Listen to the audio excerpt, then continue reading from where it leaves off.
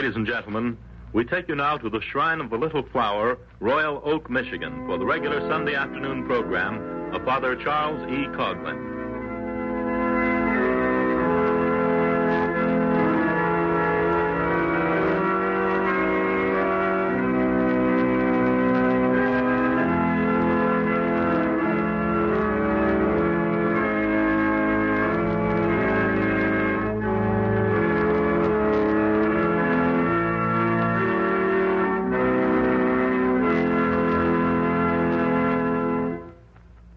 Ladies and gentlemen, this is the third in a series of important and fundamental lectures to be delivered by Father Coughlin covering the subject of finance and banking.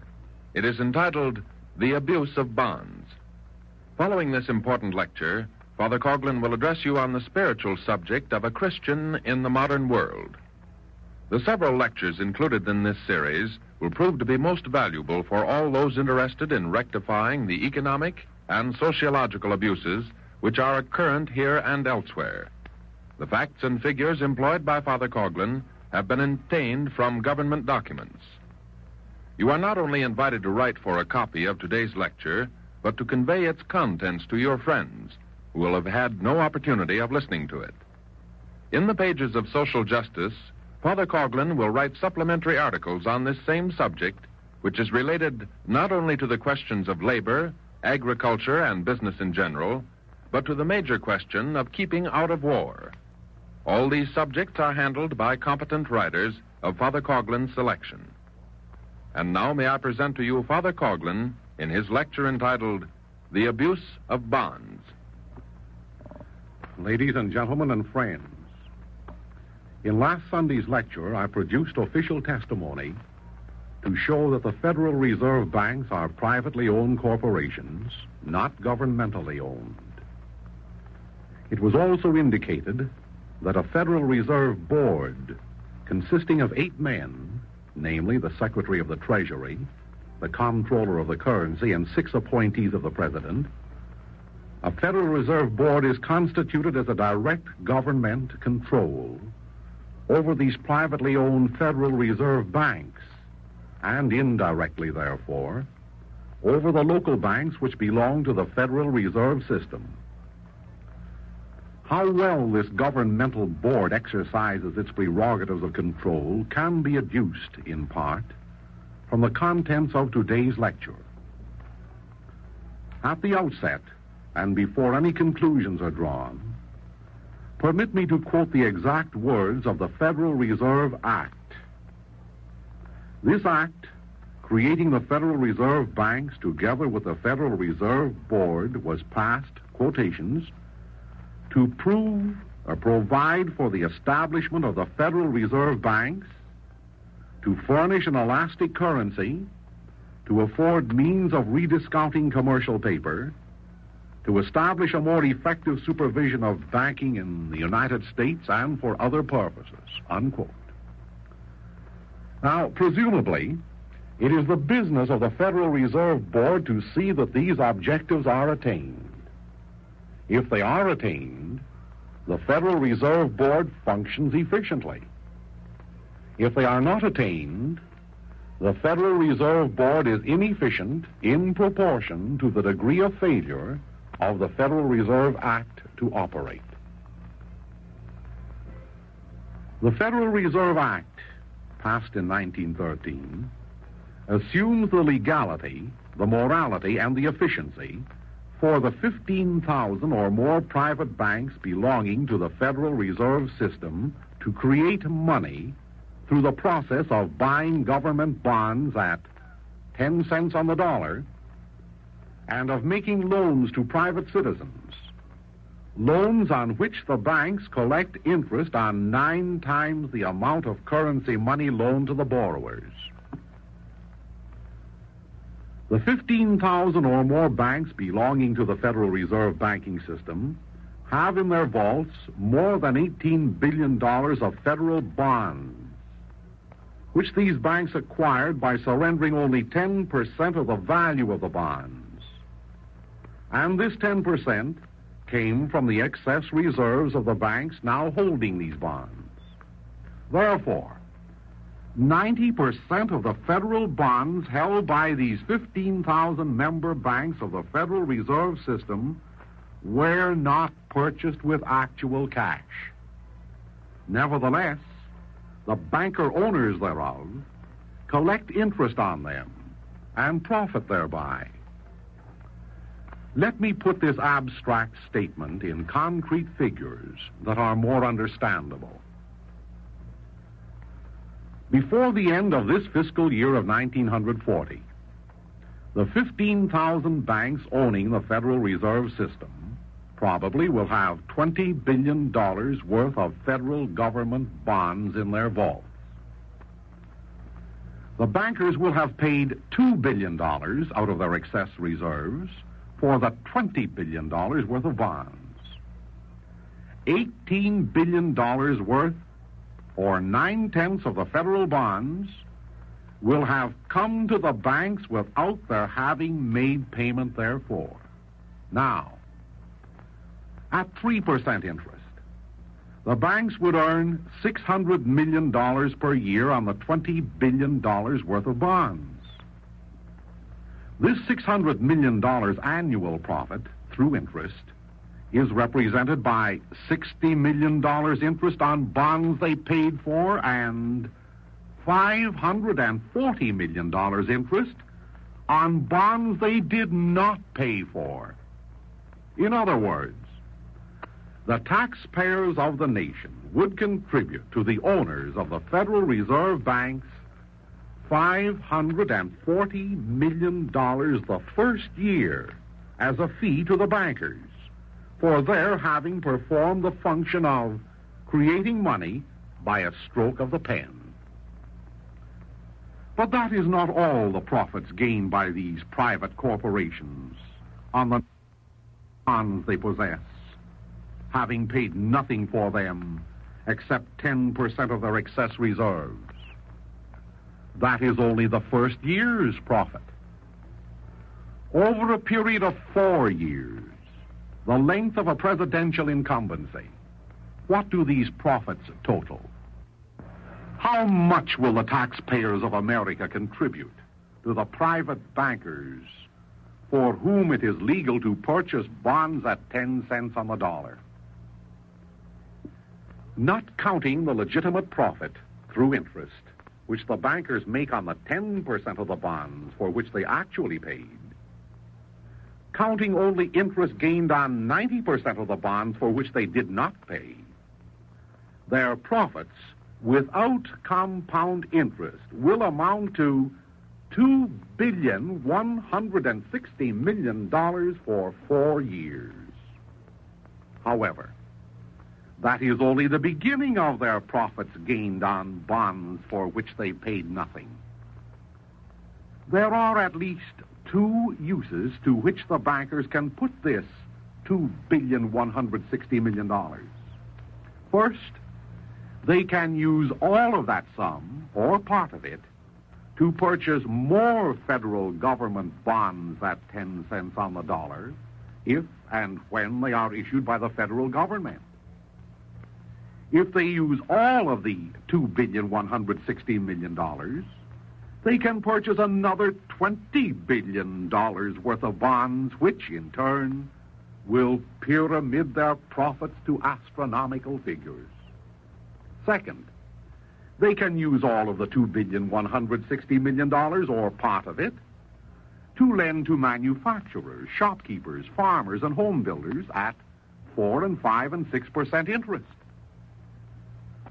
If the bankers choose this latter use for their money, both federal law and custom permit them to lend 10 times, yes, 10 times more than they actually have, thereby enabling them to collect 90% more interest on the loans which they establish over and above what they actually loan.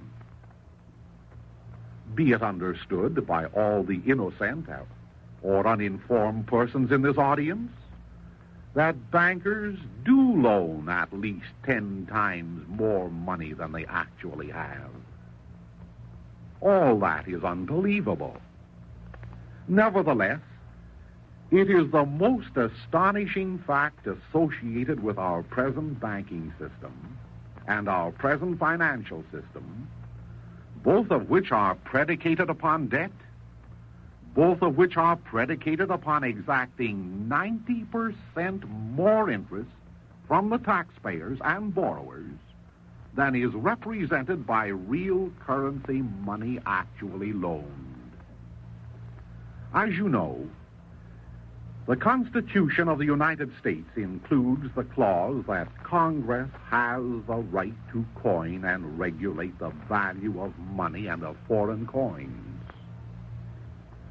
Despite this constitutional right of the people to issue through Congress its own money directly and tax-free, Congress, the representatives of the people, permits the Federal Reserve banks and their 15,000 owners to issue at least 90% of our money with a tax tag attached to it, a coupon bearing interest.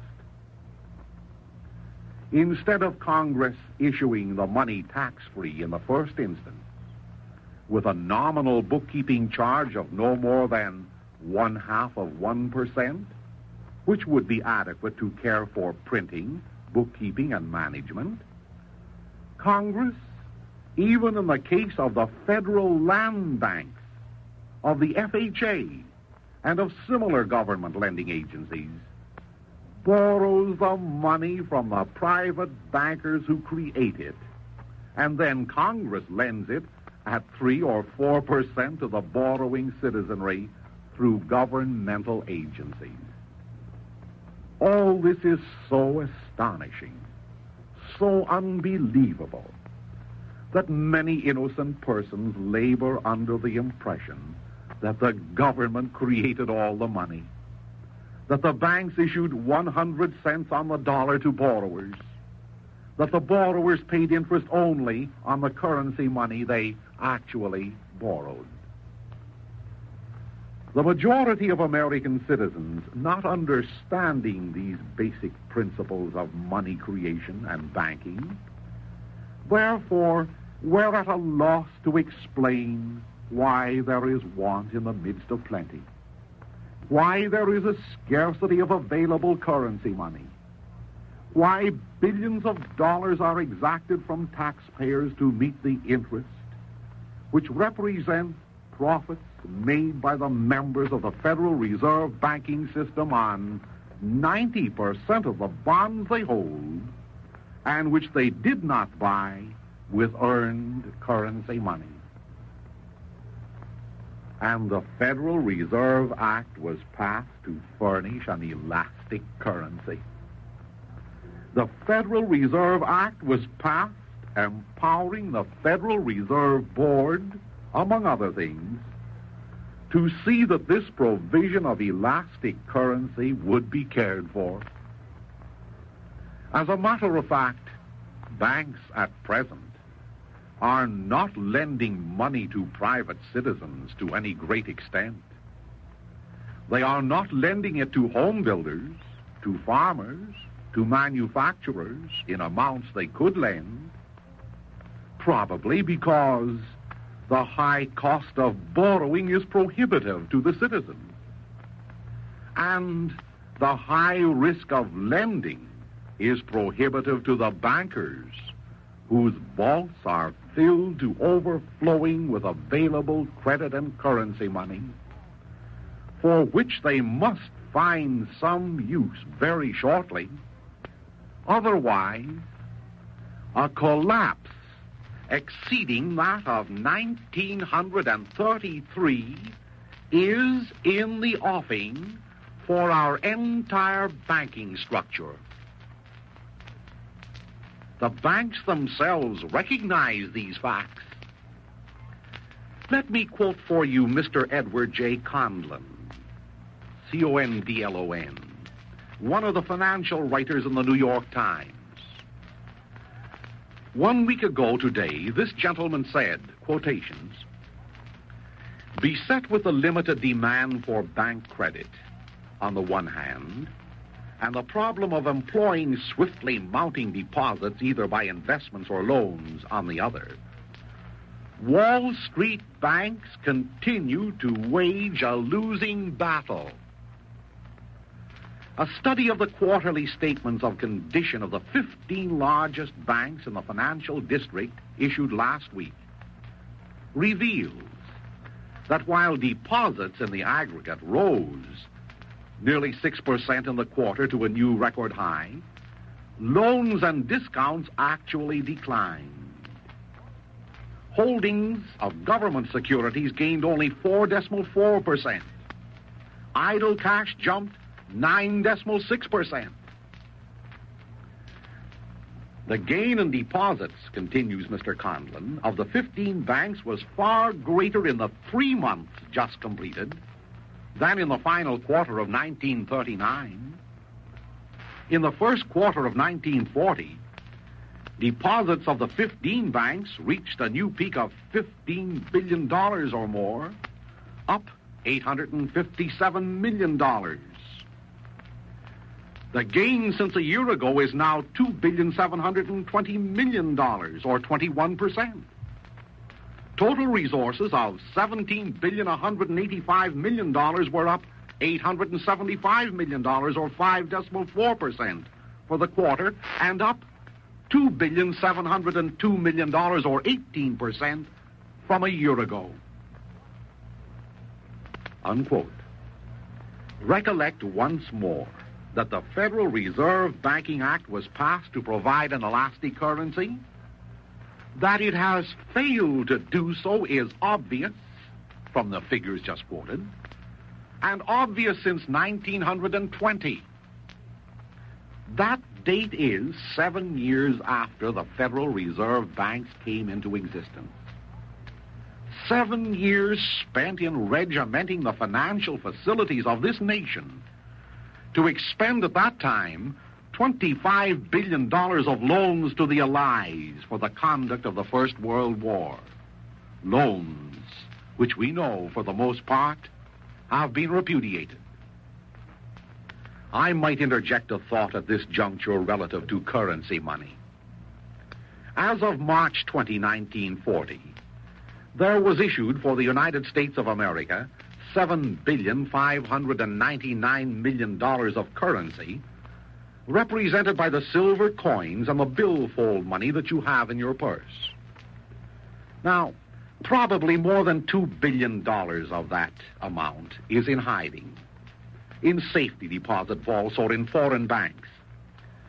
It is estimated that not much more than $5 billion is in actual circulation in America and in the vaults of local banks.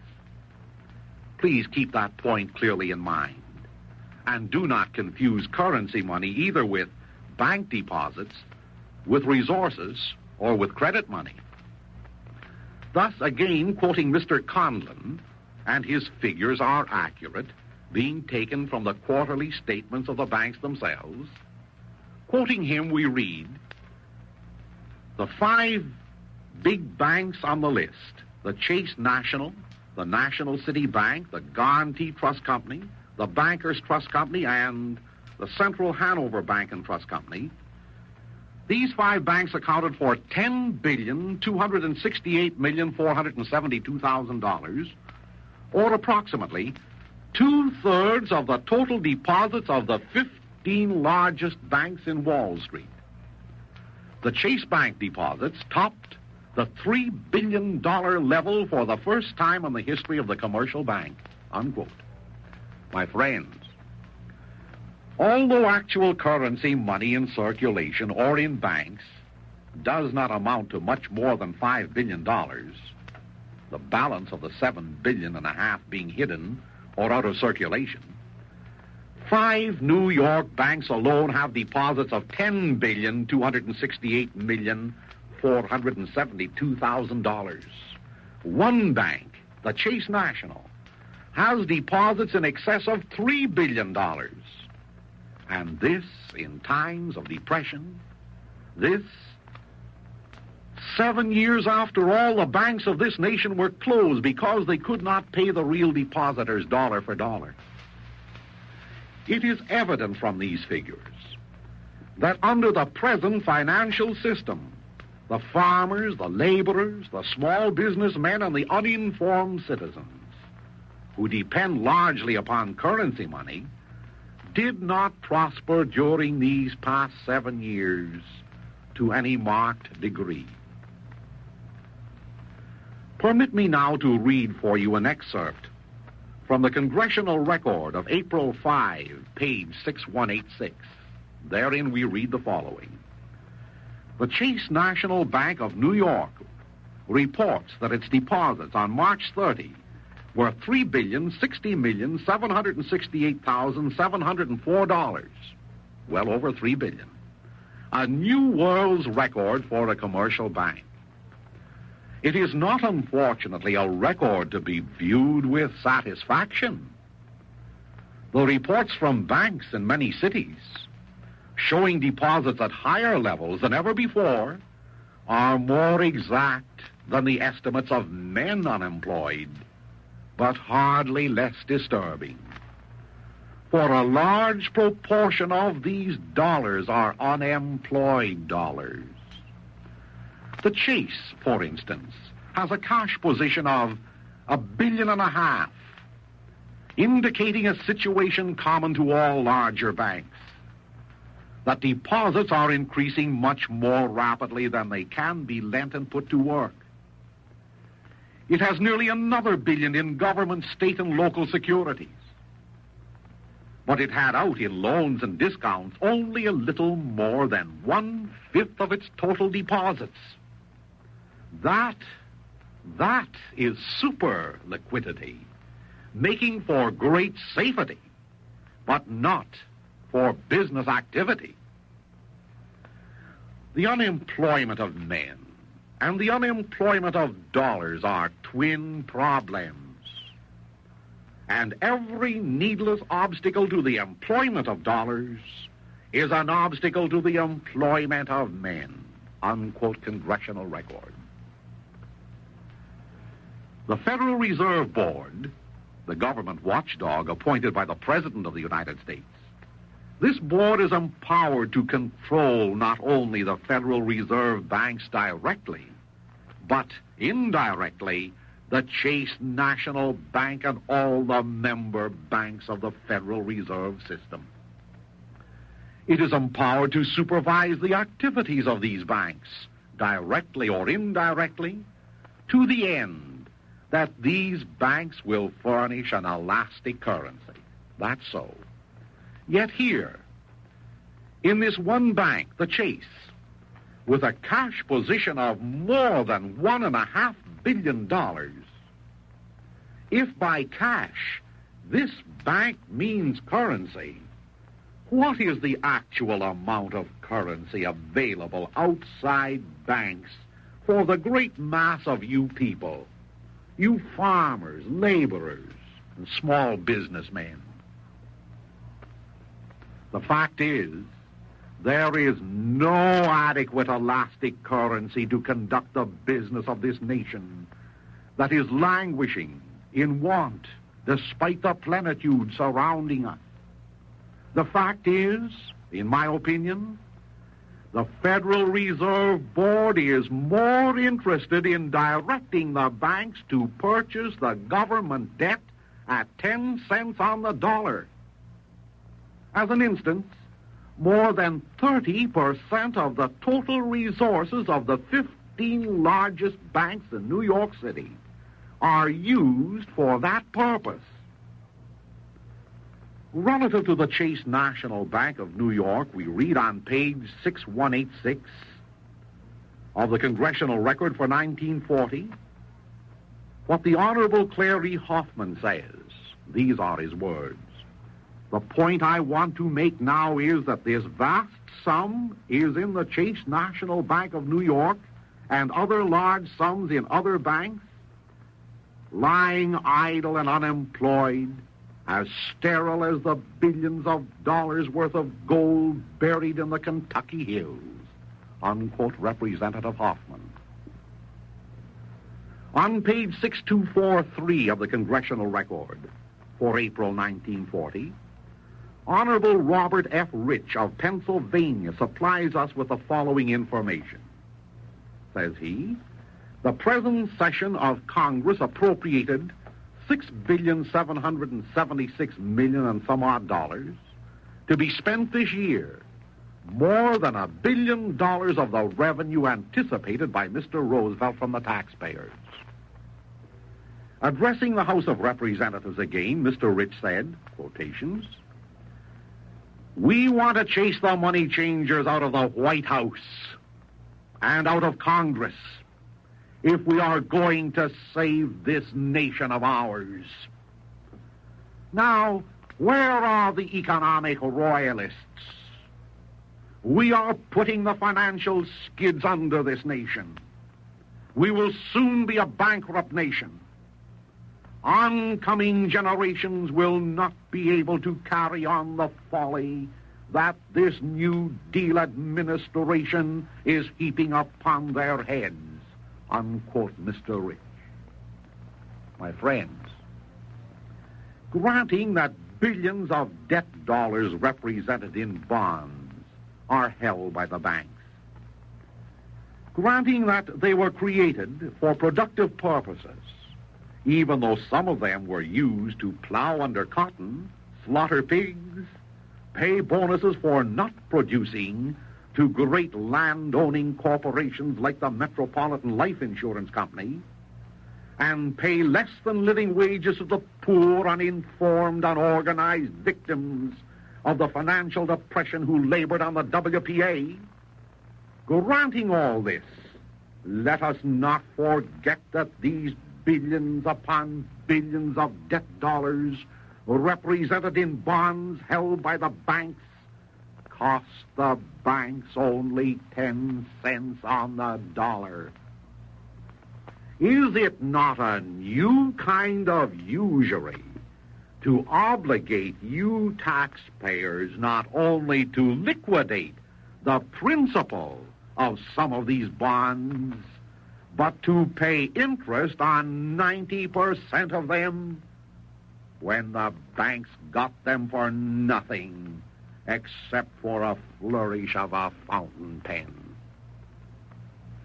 From accurate governmental figures, observe what burdens this financial system has contributed in heaping more debt upon the backs of you people. On page 6078 of the Congressional Record for April 4, Mr. Chester H. Gross of Pennsylvania, Congressman, addressed the House of Representatives. He said, quotations, "I learned a day or two ago that the national debt now exceeds $48 billion, and that this has been an increase from $21 billion during this present administration. The interest on that vast amount of money at the present low rate is far beyond $1 billion a year. I am wondering if we plunged into a period of prosperity and interest rates advanced to where we have seen them in the good old days, how we could raise the money just to pay the interest. In 1913, our government cost $34 per family to operate. In 1939, it cost $540 per family. Our national debt is now more than $1,500 per family. This refers only to the federal debt," unquote, the congressman. I might add to what Mr. Gross has said the following comment. The banks hold more than $18 billion of Federal Reserve bonds purchased for 10 cents on the dollar. There are 30 million families in the United States. Thus, each family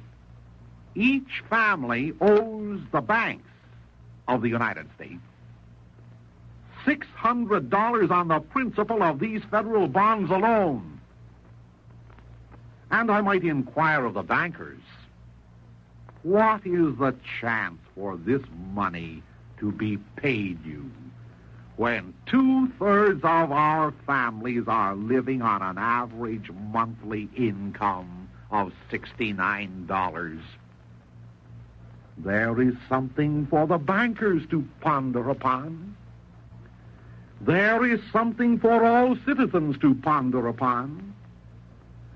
Simple mathematics indicate, in my opinion, that continuing the present financial system of selling a tremendous portion of our debt to the bankers at 10 cents on the dollar, neither the federal debt will be paid, nor will the compound interest be paid to the bankers. Again, I recall for your consideration the first words of the Federal Reserve Act, namely, quotations, an act to provide for the establishment of Federal Reserve banks to furnish an elastic currency, to afford means of rediscounting commercial paper, to establish a more effective supervision of banking in the United States and for other purposes. Unquote this government act. In my opinion, the present banking system, which is, for all practical purposes, the Federal Reserve banking system, and which functions through the manipulation of credit or debt money, and not through the general circulation of currency money, this, in my opinion, this present banking system has contributed largely to the concentration of wealth in the hands of a few and to the detriment of the 2/3 of our population forced to live on an average monthly income of $69 per family. To support this view, let me quote Senator Joseph O'Mahony, who says on page 5934 of the Congressional Record for April 1940 the following words, quotations. There are 30 great American corporations, each with assets of more than $1 billion.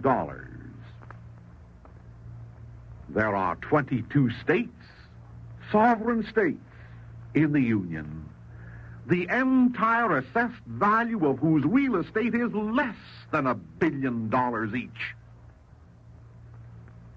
There are 16 states in the Federal Union, the total assessed value of all the property of which, both real and personal, is less than $1 billion each. Real and personal.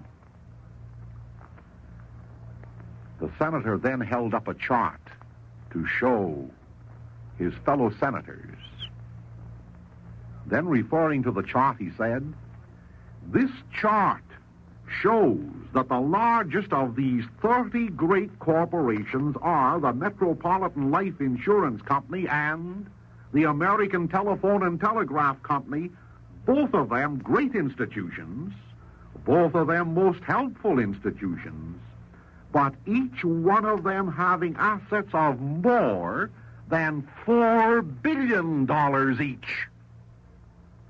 Only the states of Wisconsin, Indiana, Illinois, New Jersey, Michigan, Massachusetts, California, Ohio, Pennsylvania, and New York, only these states are financially stronger than those two institutions." Do you wonder, continues the senator, do you wonder why political centralism has developed? Our economic life is necessarily centralized because of the development and improvement of technology, and it has developed. The people have turned more and more to Washington for governance, for aid, for relief, for all manner of contributions. And why? Because the states are no longer sufficiently wealthy and powerful to cope with the economic problem, unquote the senator. Pardon me. The senator could have included in his litany of giant corporations the privately owned 5 great banks of New York City. As Mr. Coughlin, whom I quoted previously, remarked, the banks know that they are playing a losing game. Consequently, my friends, it is rumored in financial and political circles that since these banks cannot see their way clear to lend money to American producers, they are devising ways and means to lend it to European belligerents.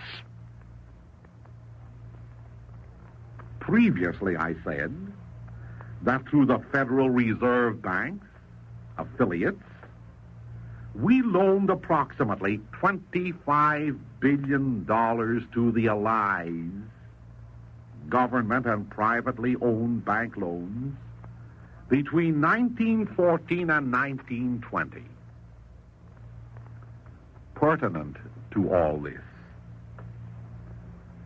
it was some months ago when discussing the cash and carry provision of the Neutrality Act, I predicted that it would soon develop into a credit and carry provision. Thus, according to the Chicago Daily Tribune of Tuesday, April 9, 1940, we read the following quotations. Representatives of the British purchasing mission in this country have approached Secretary of Agriculture Henry A. Wallace for government credit with which to purchase American agricultural products according to information received by members of the Senate today. The British representatives made their appeal for credit at a recent conference with Secretary Wallace and other officials of the Agriculture Department, including the heads of the Agricultural Adjustment Administration, the Commodity Credit Corporation, and the Surplus Commodities Corporation. Members of the Senate were informed. The British spokesman, it is said, bluntly inquired, China's credit is good. Finland's credit is good. Why isn't our credit good? Why? Although Secretary Wallace did not encourage the British in their desire for credit, it is understood that one of his solicitors made a study of the Neutrality Act of 1939 as well as of the Johnson Act and prepared a memorandum holding that there is no statutory prohibition against the extension of credits to belligerents by such government agencies as the Export-Import Bank and the Commodity Credit Corporation. Unquote the Chicago Daily Tribune article. My friends, it is peculiar that this British mission approached Mr. Wallace, the Secretary of Agriculture. In fact, it is ironical when we read the following record. Here it is. Reports from the Department of Commerce, and I'm again reading the Congressional Record for April 4, 1940, page 6079.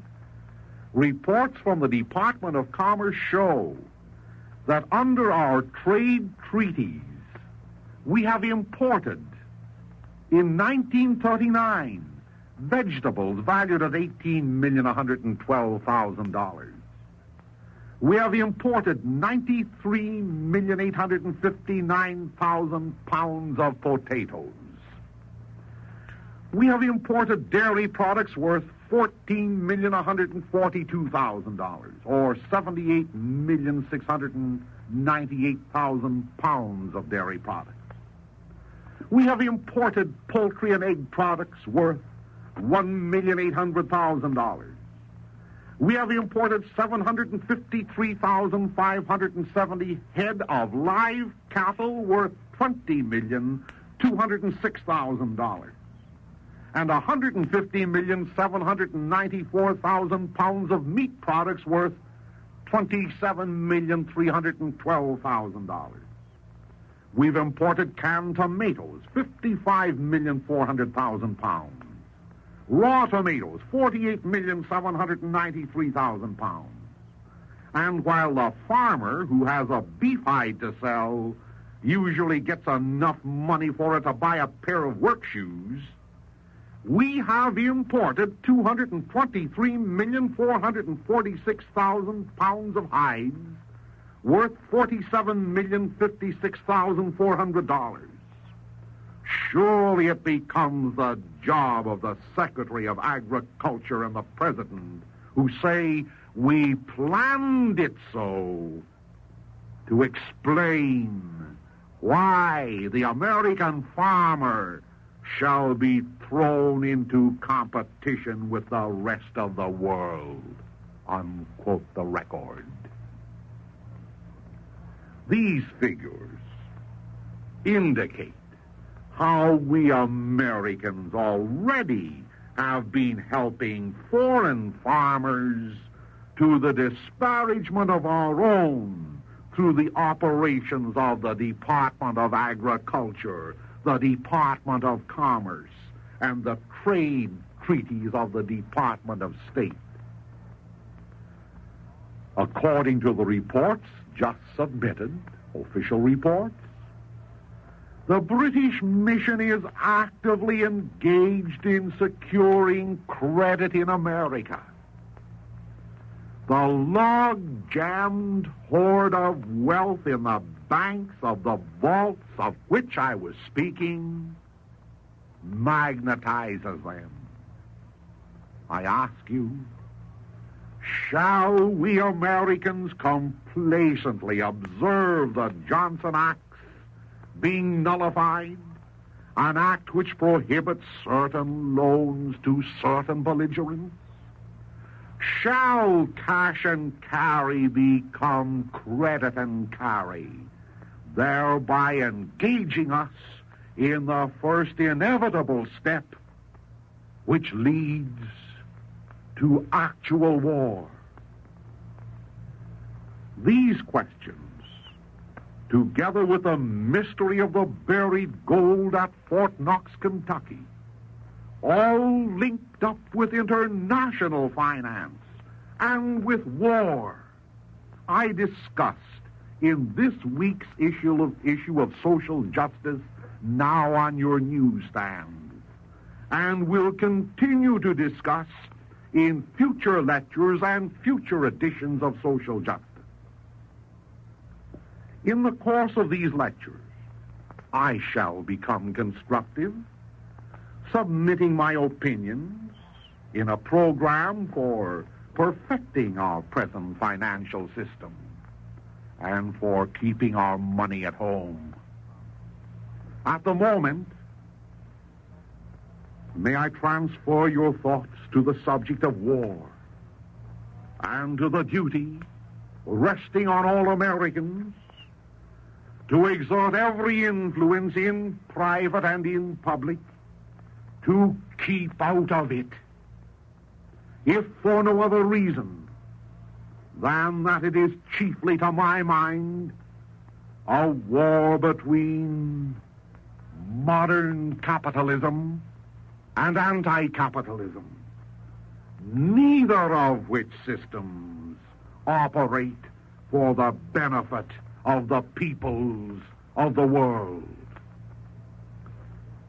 The First World War was a war between two capitalistic empires struggling for world supremacy. It was advertised as a war to end all wars. And did it? Senator Robert Reynolds of North Carolina says on this point of our entering the First World War, I'm quoting the congressional record again, by entering that war, we would stop all wars for all time. We felt that we would thereby save Christianity and save democracy. But fortunately, for this hour and for this time, the passage of time has revealed to us that we were blinded to the situation and that our participation did not have the result which our brothers across the sea told us it would. Let us see about that. It did not stop all wars, for since the World War, Italy conquered about 15 million people in Ethiopia. Since the World War, there raged in Paraguay and Bolivia a tremendous war, which took as its toll about 8/10 of the male population. In addition to that, there raged a civil war in Spain which began in July 36 and lasted until last year, in which more than 2 million people were killed. In addition to that, there has raged in Asia a war between the Japanese and Chinese, and up to date, more than 1 million Japanese have been killed, and more than 3 million Chinese have been killed, and more than 100 million Chinese have been rendered homeless out of a population of from 450 to 500 million people. So much, then, for the hope of ending all wars. Our intervention did not do so. And the Senator has not included the wars fought in the meantime by the British in India. Again, quoting the congressional record for April 4, 1940, page 6055, we read the following astonishing figures. In the last 150 years, Great Britain has fought a total of 54 wars, lasting in all 102 years. In the last 150 years, the British Empire has been at war 68% of the time. In the last 150 years, France has engaged in 53 wars, lasting 99 years.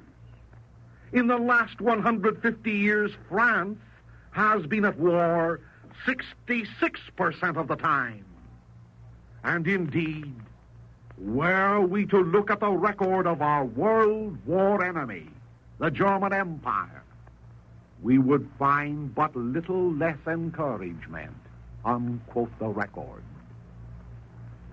Again, I insist, my friends, that we have a plenitude of problems at home with which to engage ourselves.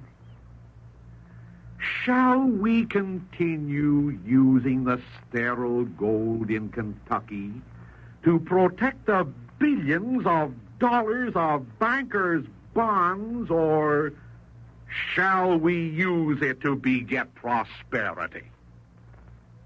Shall we continue borrowing money from the owners of the Federal Reserve banks, permitting them to reap in interest on 90% of the bonds which they created by a stroke of the fountain pen?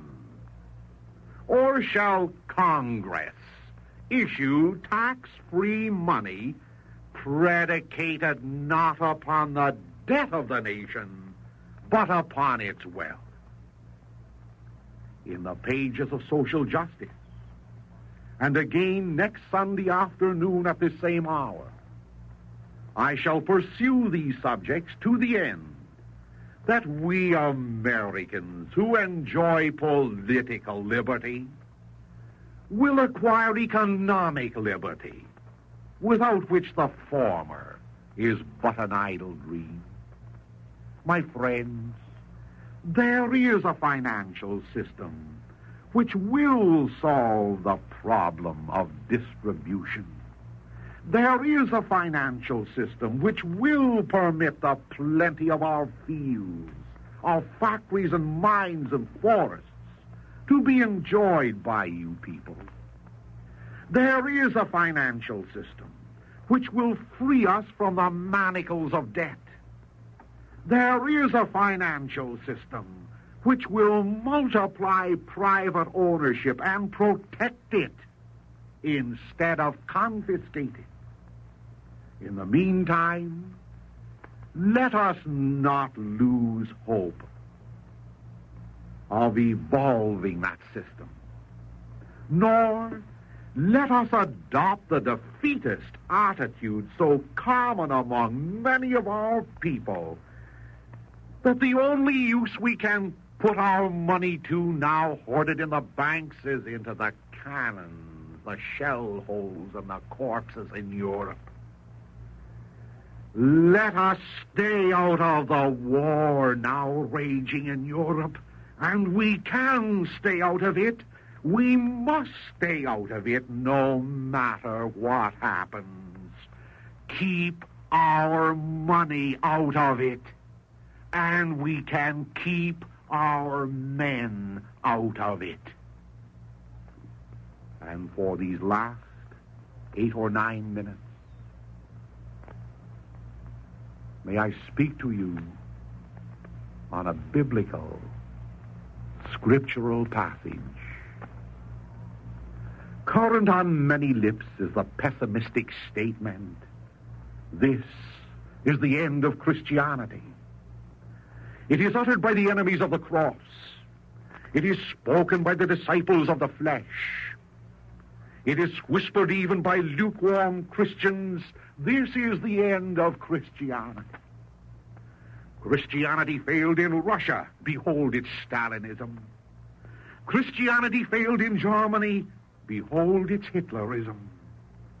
Christianity failed in Mexico, in Spain, and Italy, in every country in the world. Oh, behold the miseries in the democracies, the slavery in the empires, the universal turmoil now shaking the pillars of civilization. Such is the pessimistic comment of those who do not understand that Christ's kingdom is not of this world, and that Christ prayed not for this world, a world in which there shall be wars and rumors of wars, injustice and practices of injustice, until the consummation of time. My friends, Christianity has not failed. The world has failed to accept it. Meanwhile, although the Stalins and Hitlers are discredited in pulpit, press, and lecture hall, what voices, I ask you, have been raised to discredit the doctrines of Karl Marx, practiced by the dictators of Russia and Germany? Marxism, with its sordid materialism, its heaven-upon-earthism, is still the gospel followed by those who glory in the tribulations of the Christian church, predicting its dissolution. Peace and security is their watchword. Peace and security is the shibboleth they cry to allure the thoughtless thousands to their standard. My friends, peace and security is no new clarion call. It was sounded in the Roman Forum in the days of the apostles.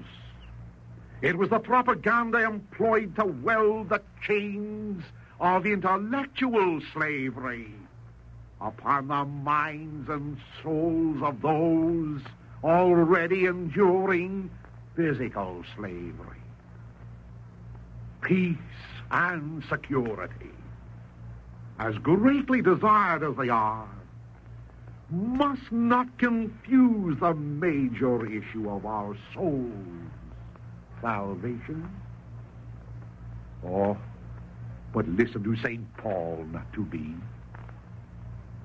In the 5th chapter of his letter to the Thessalonians, St. Paul writes as follows, quotation, "Of the times and moments, brethren, you need not that we should write to you, for yourselves know perfectly that the day of the Lord shall so come as a thief in the night.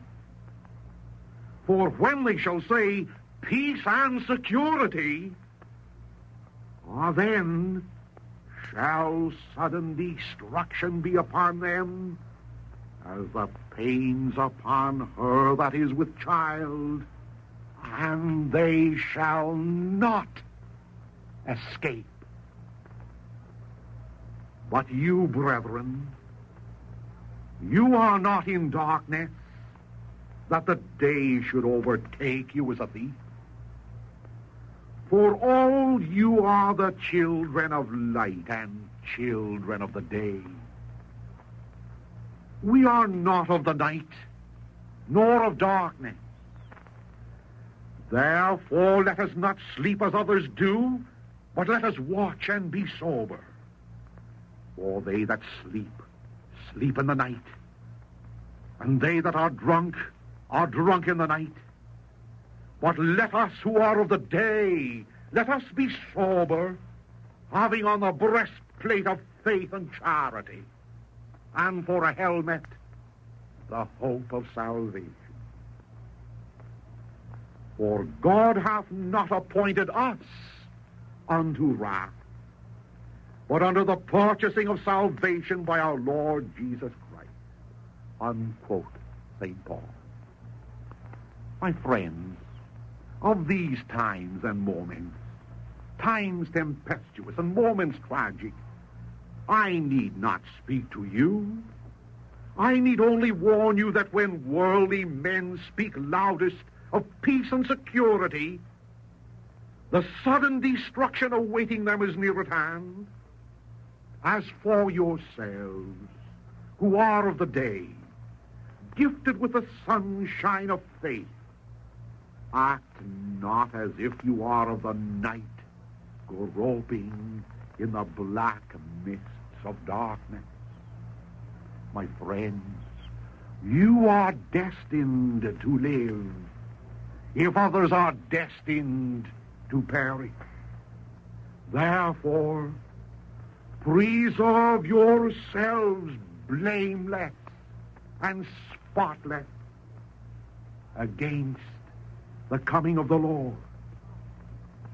And may I conclude this message by quoting again from St. Paul to the Thessalonians, who says, "May the Lord multiply you and make you abound in charity towards one another and towards all men, as we do also towards you." My friends, there is only one peace, the peace of Jesus Christ. There is only one security, the security of everlasting life. God bless you. May it be my privilege to mail you a copy of today's lecture, as well as of this thought for the week. Ladies and gentlemen, naturally there are thousands of you in this audience who will avail themselves of the invitation to secure a copy of today's illuminating lecture, as well as a copy of the thought for the week with which your reverend speaker concluded this broadcast. Father Coughlin has instructed me to invite all in this audience who desire to receive regularly the weekly edition of Social Justice to write directly to him. Copies of this afternoon's lecture are free for the asking. Invite your friends to listen in next Sunday at this same hour and over these same stations to the fourth lecture in this series. And now, thanking you for your kind cooperation and generous assistance in maintaining this fully paid-for commercial broadcast, this is your announcer, Franklin Mitchell, inviting you to be with us next Sunday at this same time.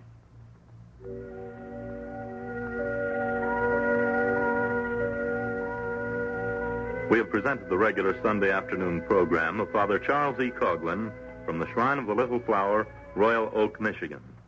Statements made and views expressed during this program were those of the speaker and do not necessarily reflect the policies of this station. Father Coughlin's address came to you as a presentation on your dial at 1250 kilocycles.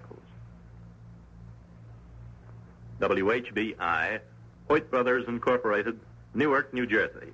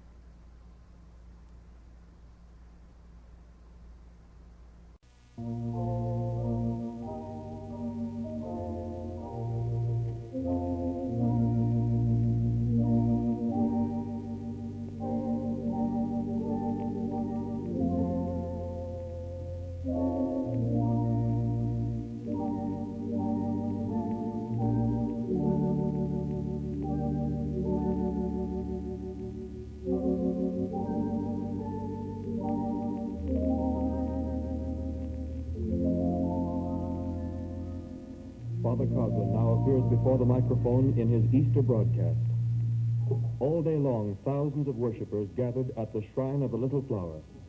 With pageantry, pomp, and ceremony, in keeping with the rich ritual of the church, the Easter services were executed by well-trained ministers and choristers. Tonight, the church is empty, as Father Coughlin is preparing to speak for the fifth time today. He has an announcement of importance to make as preface to this broadcast. Father Coughlin. Good evening, my friends. The announcement which I'm scheduled to make tonight is reference to a book.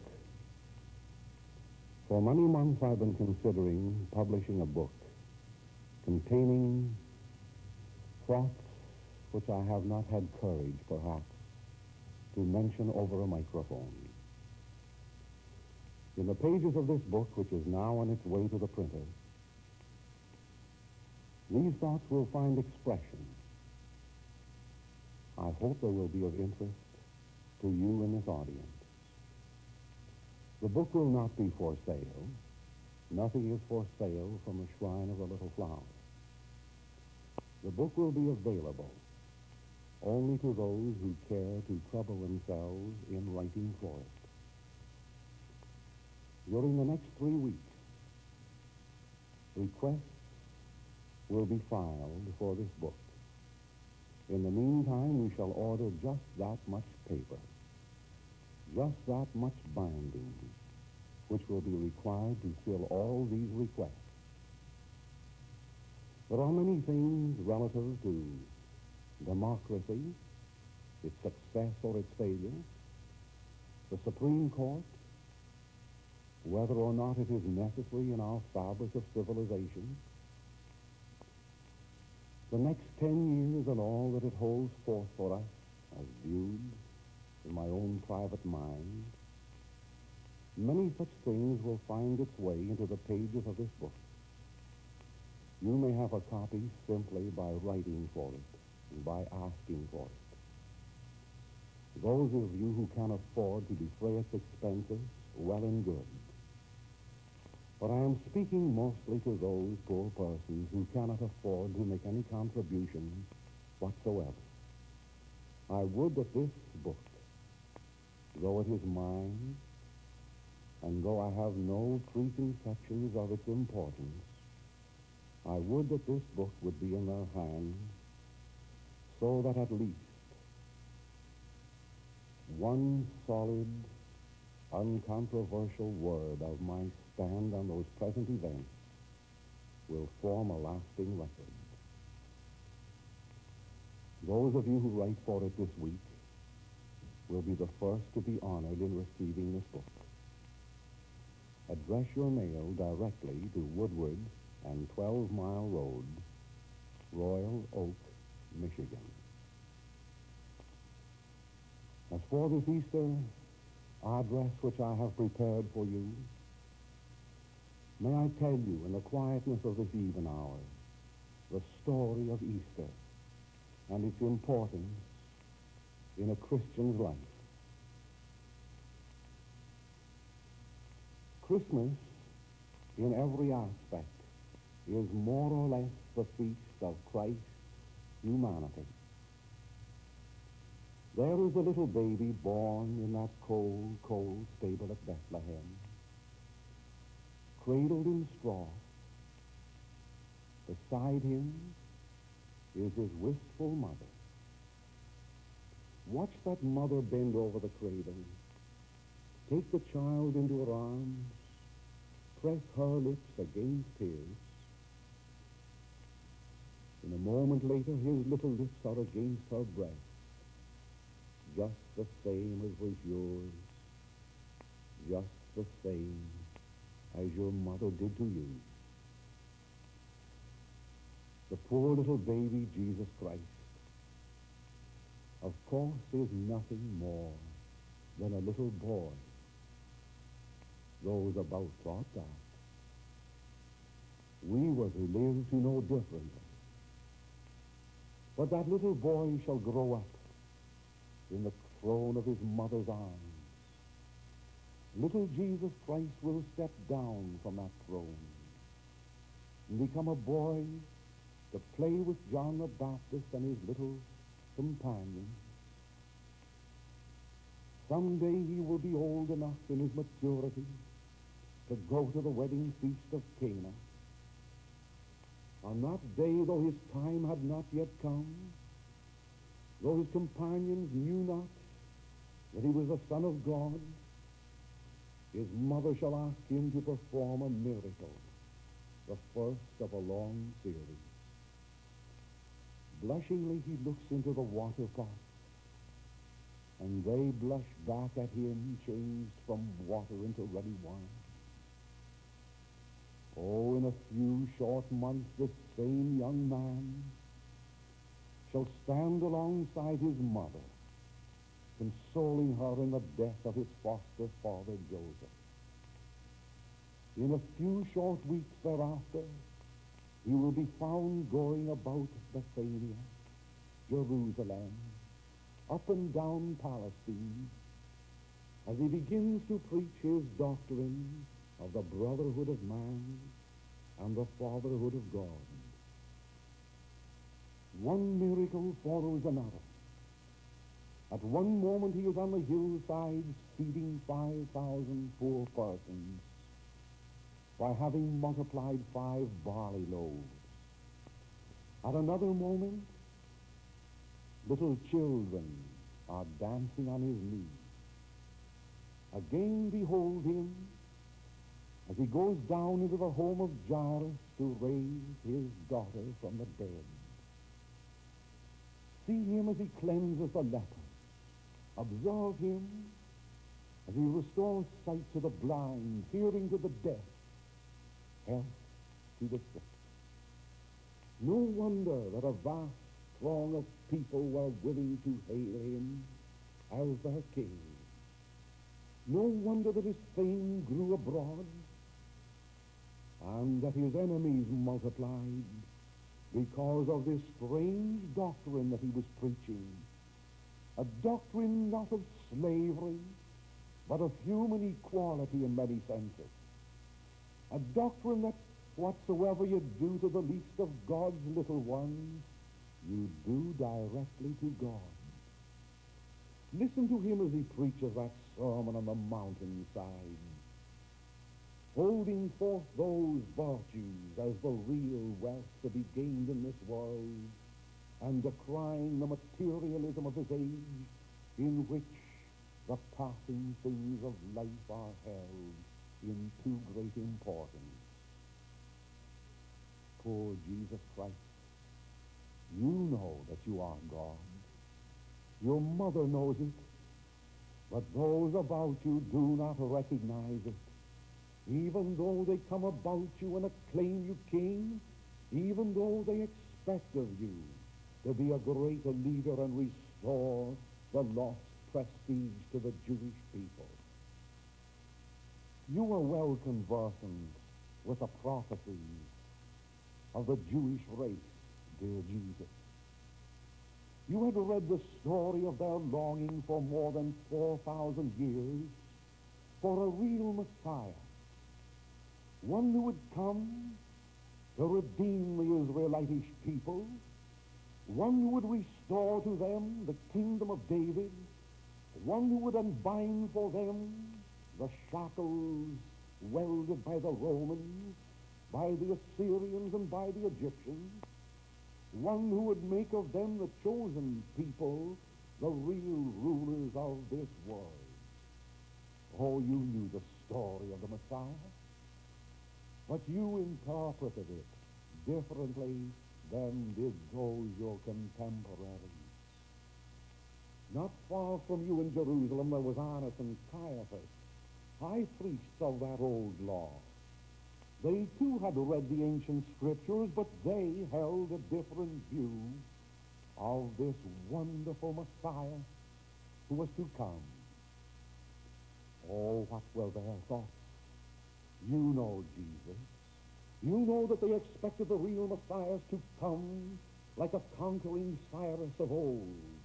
They expected him to be a Pharaoh, to be a Pericles, to be an Aristotle, to be a Ptolemy, to be an Alexander the Great, to be a Caesar, all crystallized into one with millions of soldiers in his legions, one with a fiery sword, one with justice and no mercy in his heart, one who would re-civilize the world, and one who would convert to ancient Jewry every child born of man. You, Jesus the Messiah, you humbly born of a virgin mother, you the reputed child of a poor carpenter, you the meek and mild Jesus, why never would they accept you as the Messiah? Every day, Jesus, we know that you are found teaching in the temple. Every day your eyes fell askance upon those who are defiling that temple with their trafficking in gold and silver, with their trafficking in flesh and blood. Every day your eyes were cast upon those high priests, awaiting from them some sign to cleanse this new Aegean stable of its filth. And every day they repeated their misdemeanors. They cared not for their own people. Oh, dear Jesus, Tuesday of Holy Week. There you come into the temple once again. There you look upon those traders in gold and silver, and there you girded up your loins, you took the very leech of your girdle, and not with moral influence, not with the soft words that was expected from your lips, but with physical violence you drove them from the temple, because that was a house of God which they had defiled and made a den of thieves. Outside, Jesus, those enemies waited for you. You had cast the die. You had convicted yourself of death. Outside that temple doors, the servants of Annas and Caiaphas convened. There they were awaiting. There they were conspiring. And there they determined that they would catch you in your speech. So within a few days, one of them accosts you and says, "Whose coin of the realm is this, Christ?" You say to them, "Show me a coin of the tribute." Then immediately you say, "Render to Caesar the things that are Caesar's, and to God the things that are God's." You did not give them the answer which they expected. They thought that you would preach a revolution. They thought that you would give a demagogic answer. They thought that you would compromise with the truth. No compromise from your lips, gentle Jesus. So not satisfied, they follow you through the fields on another day. They find that you are curing men on the Sabbath day, forbidden by the law. And once again they try to catch you as a lawbreaker, as a scofflaw. You answer them by saying, "Which one of you that hath an ass fall in a ditch will not remove it on the Sabbath day? Was man made for the Sabbath, or was the Sabbath made for man?" So all their endeavors to entrap you, Jesus, were failed, until one bolder than the others, knowing the thoughts in the minds of one of your apostles, Judas, the one of the tribe of Judea, approached him. They knew that Judas believed that the Messiah should be a great man coming on a charger with a great sword and a great ambition to conquer the world by force. They knew that Judas had been disillusioned of this false notion of his Messiah, and they knew that Judas would sell you for 30 pieces of silver. Thus came Thursday of Holy Week, when you made your last will and testament, giving to all future generations your flesh to eat and your blood to drink. Then came Gethsemane and the kiss of Judas. Then came Pilate's fall, the home of Annas and Caiaphas, and that mock trial by which you were done to death. In that mock trial, gentle Jesus, no word of reproach escaped your lips. What though they brought in false perjurers to swear false oaths against you? Silence reigned. What though they accosted you with being a consorter of sinners? What though they claimed that you were stirring up the people, that you were a revolutionary, that you were a demagogue? Still silence reigned supreme in your heart and on your lips. And finally, they asked you, "Art thou the Son of God?" You bravely answered, "Yes, thou hast said it." And then, turning to you, they blasphemed because they claimed that you were a blasphemer. Standing erect in their midst, as you were bayed by those hounds of death, you told them there, "Destroy this temple, and in 3 days I will build it up again," meaning the temple of your body. In other words, Jesus, I know what you meant by that.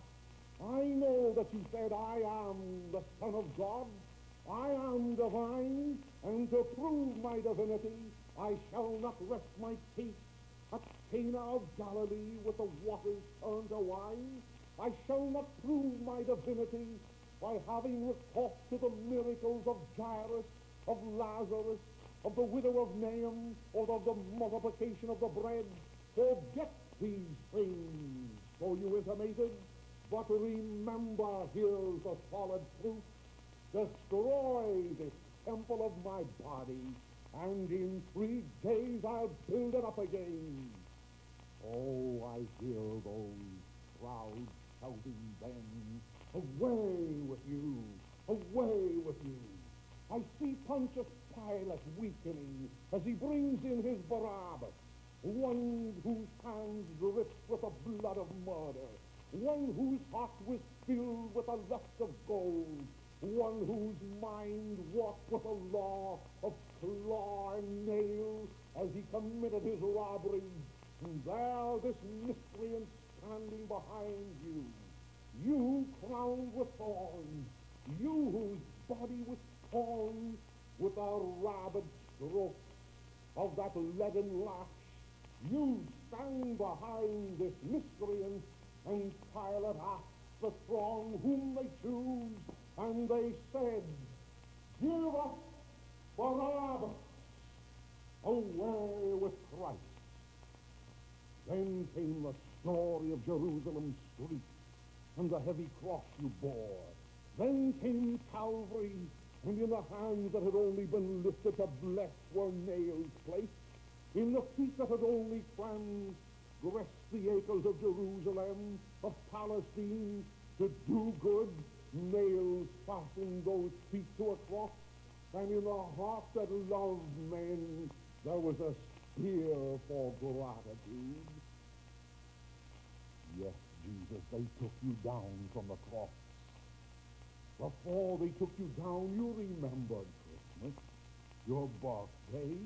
You remembered your manhood. And in the taking down, you remembered your divinity. There they place your poor mangled body in a tomb. There they seal it not with the seal of some friend, but with the seal of the Roman state. There they place guards to watch over it, guards of the Roman legion, lest some friend come to steal away your corpse and stultify those who had crucified you. On Sunday morning, the first day of the week, Jesus, 3 simple women came to your tomb. The great stone had been rolled away. The angel of the tomb said, whom seekest thou, Mary? Jesus of Nazareth, whom you crucified, answered she. The angel retorted by saying, he is risen, he is not here. There is the first Easter morn.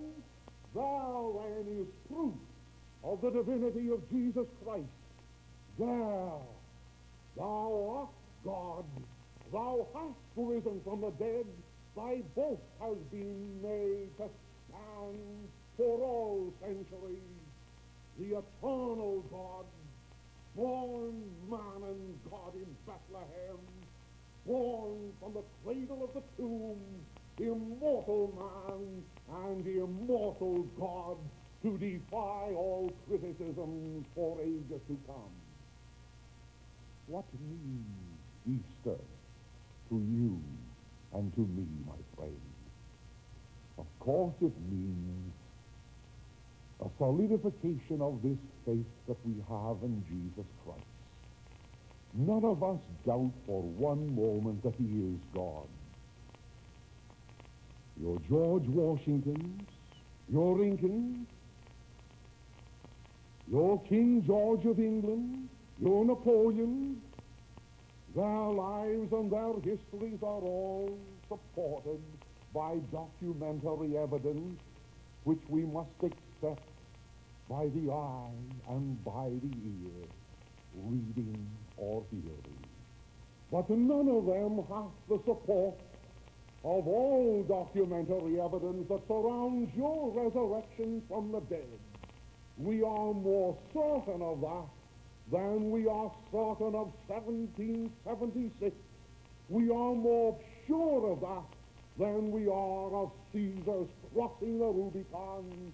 For you hath established at that moment a new revolution as victor over death, as conqueror over the grave.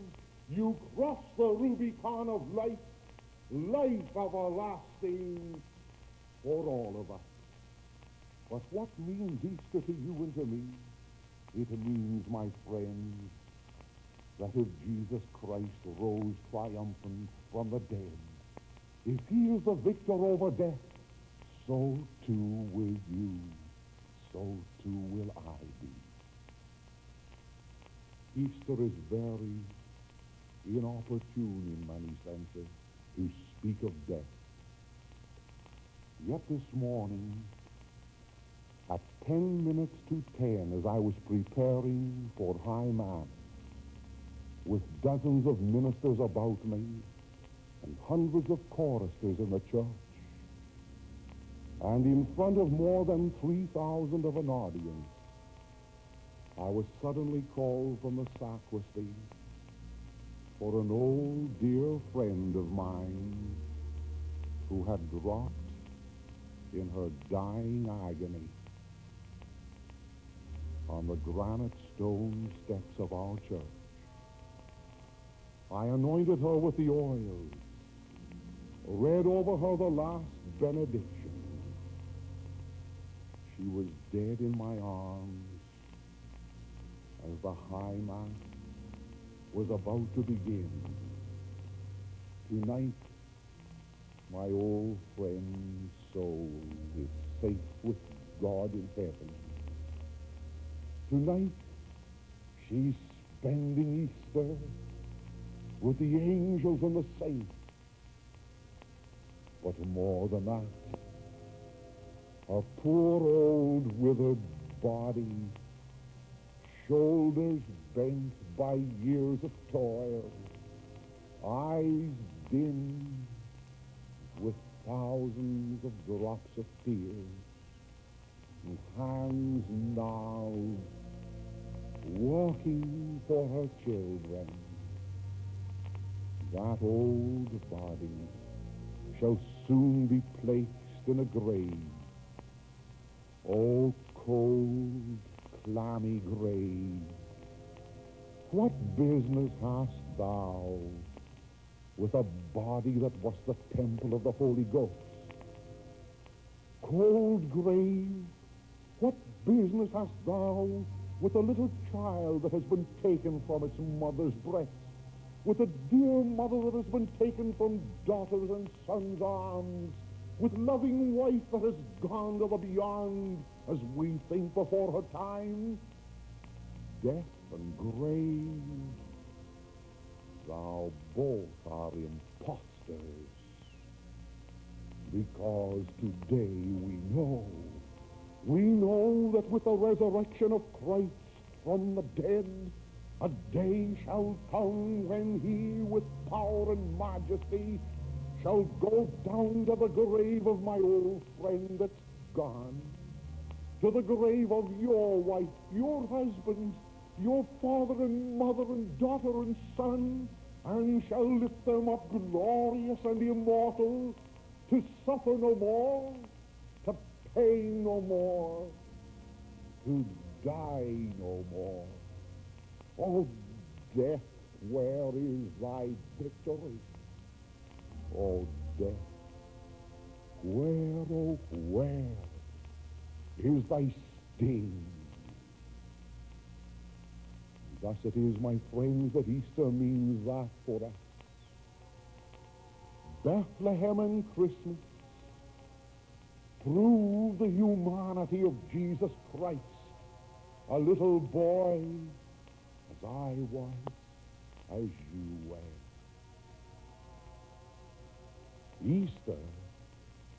Easter proves this boy's divinity. Easter proves this boy's divine leadership. Hundreds of kings and emperors and leaders have come in this earth before. They have led their armies to destruction through seas of blood, and none of them have ever said that they would lift from the dead. Those to whom they promised their fleeting liberties, those before whose eyes they held out their passing hopes, oh, take them all. They are pygmies today when they stand before the risen Jesus Christ. Before his empty tomb, there's our leader, a leader who gives us not the passing things that wither tomorrow and fade forever, but a leader who will take the aged, give them back their eternal youth, a leader who will take the crippled and give them back perpetual health, a leader who will take the heartbroken and pour into it the oils of everlasting happiness. Dear Jesus Christ, humbly we adore you before your empty tomb tonight. Humbly we acknowledge you to be true man and true God. Humbly we rededicate our lives to your principles, to your gospel, to yourself. Therefore, like soldiers tonight, soldiers not of that militant class who braggadociously wield their swords, but soldiers of that haughty class in whose souls there dwells the Spirit of Christ. We shall all go forth from these our receiving sets, renewing our fealty to God, renewing our love in Christ, and resolving to live a life of martyrdom. Today may be your Calvary. Tomorrow, through the power of Christ, will be your Easter and your resurrection from the dead. Good night, my friends. God bless every one of you.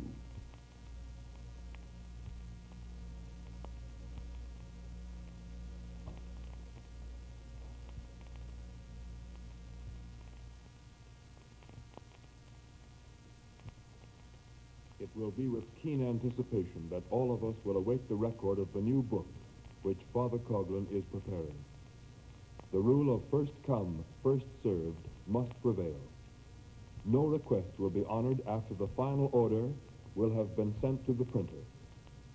In writing for your copy, please mail your letter to Father Coughlin at Royal Oak, Michigan. This broadcast originated in the Shrine of the Little Flower at Royal Oak, Michigan, and reached you over a special network. A special network.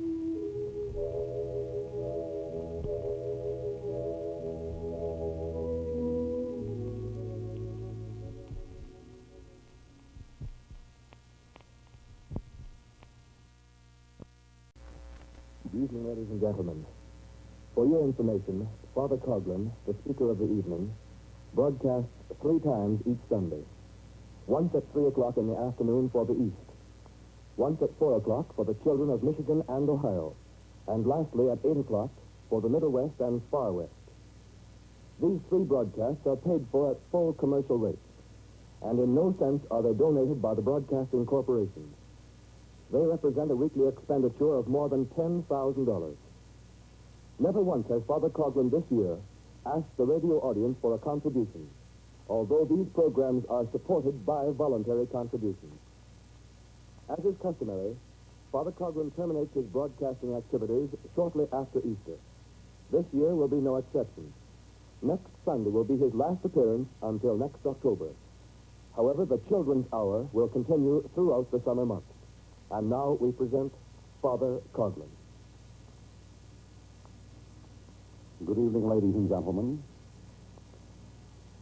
The theme of this evening's discourse might well be entitled 20 Years Ago.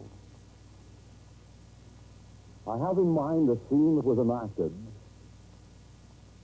in the capital of the United States 20 years ago, Tuesday of this week. As you know, the 6th of April, 20 years ago, fell on Good Friday. Those were days when the entire world found itself in the midst of the worst struggle which ever fell upon civilization. All of Europe was an armed camp. All of Europe was praying for America's participation in the World War. We had just elected a president who went into the White House on the theory that he had kept us out of war. We were feeling, as it were, more or less secure in our isolation across the Atlantic. Nevertheless, a barrage of propaganda was constantly being played upon our ears. Newspapers were carrying stories of the atrocities perpetrated by both the Central Powers and by the Allies. America was growing wealthy in those days because she was extending credit. Millions of dollars of credit. Billions of dollars of credit. She was manufacturing shells and shrapnel. She was dragging from the bowels of the earth the iron ore, transforming it into submarine steel. America was at the crossroads of prosperity. By 1915, our nation had become the financial agent of Great Britain and France. By 1916, it was evident that no longer could America stay out of the war simply because the Germans and her allies appeared to be on the side of victory. England and France, our creditors, appeared to be fighting a losing battle, and with their loss, it was very evident that the billions of dollars which we had extended to them would likewise be lost. About this time, Ambassador Page from London, England, had been communicating constantly with the Capitol in America. Ambassador Page, worrying more over the security of the private debts extended by privateers to Europe, was absolutely adamant in his decision that America must get into the war. At that time, there was much talk of saving the world for democracy. There was little speculation either in our pages of our papers or over the radio for us to save humanity. Little speculation for us to preserve democracy as we knew it in America.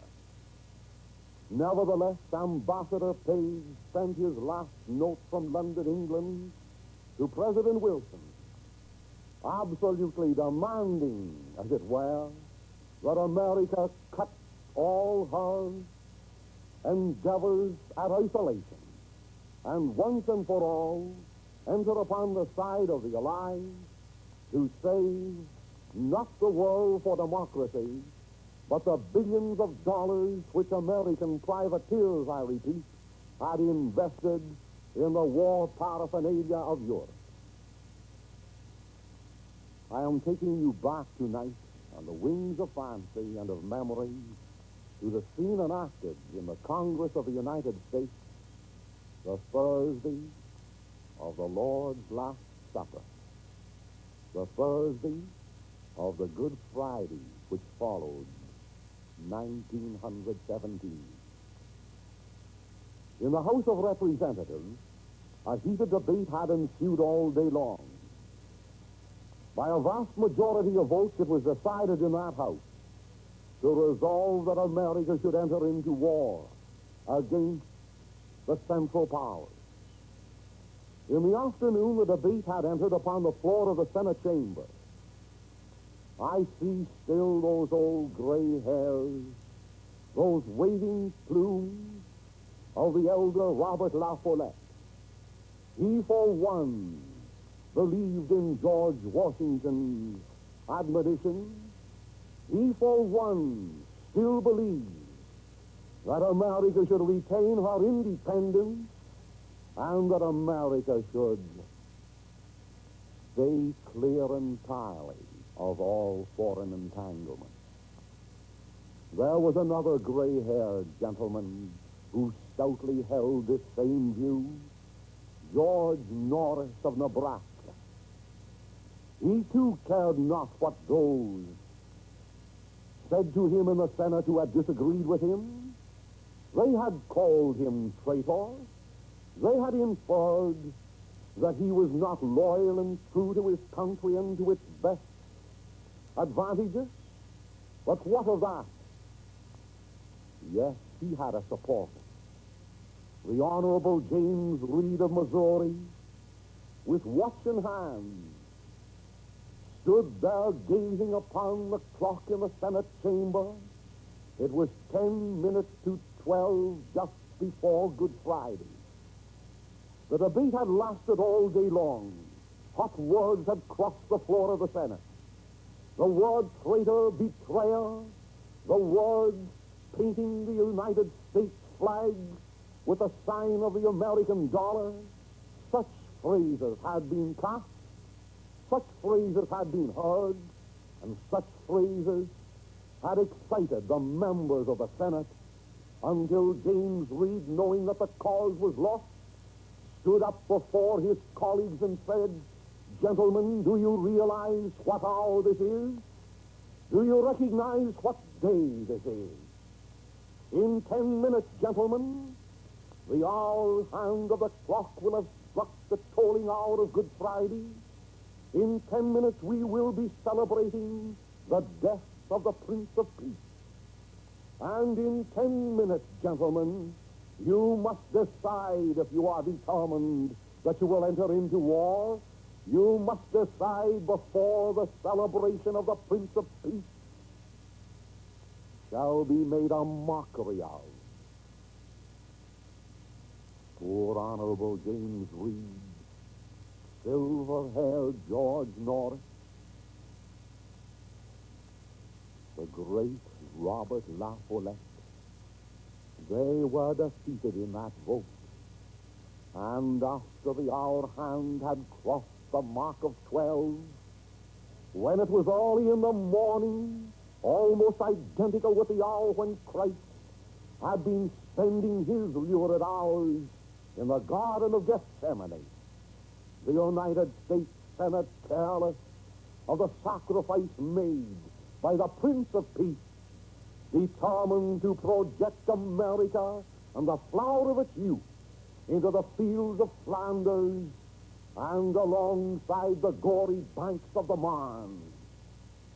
Why was this?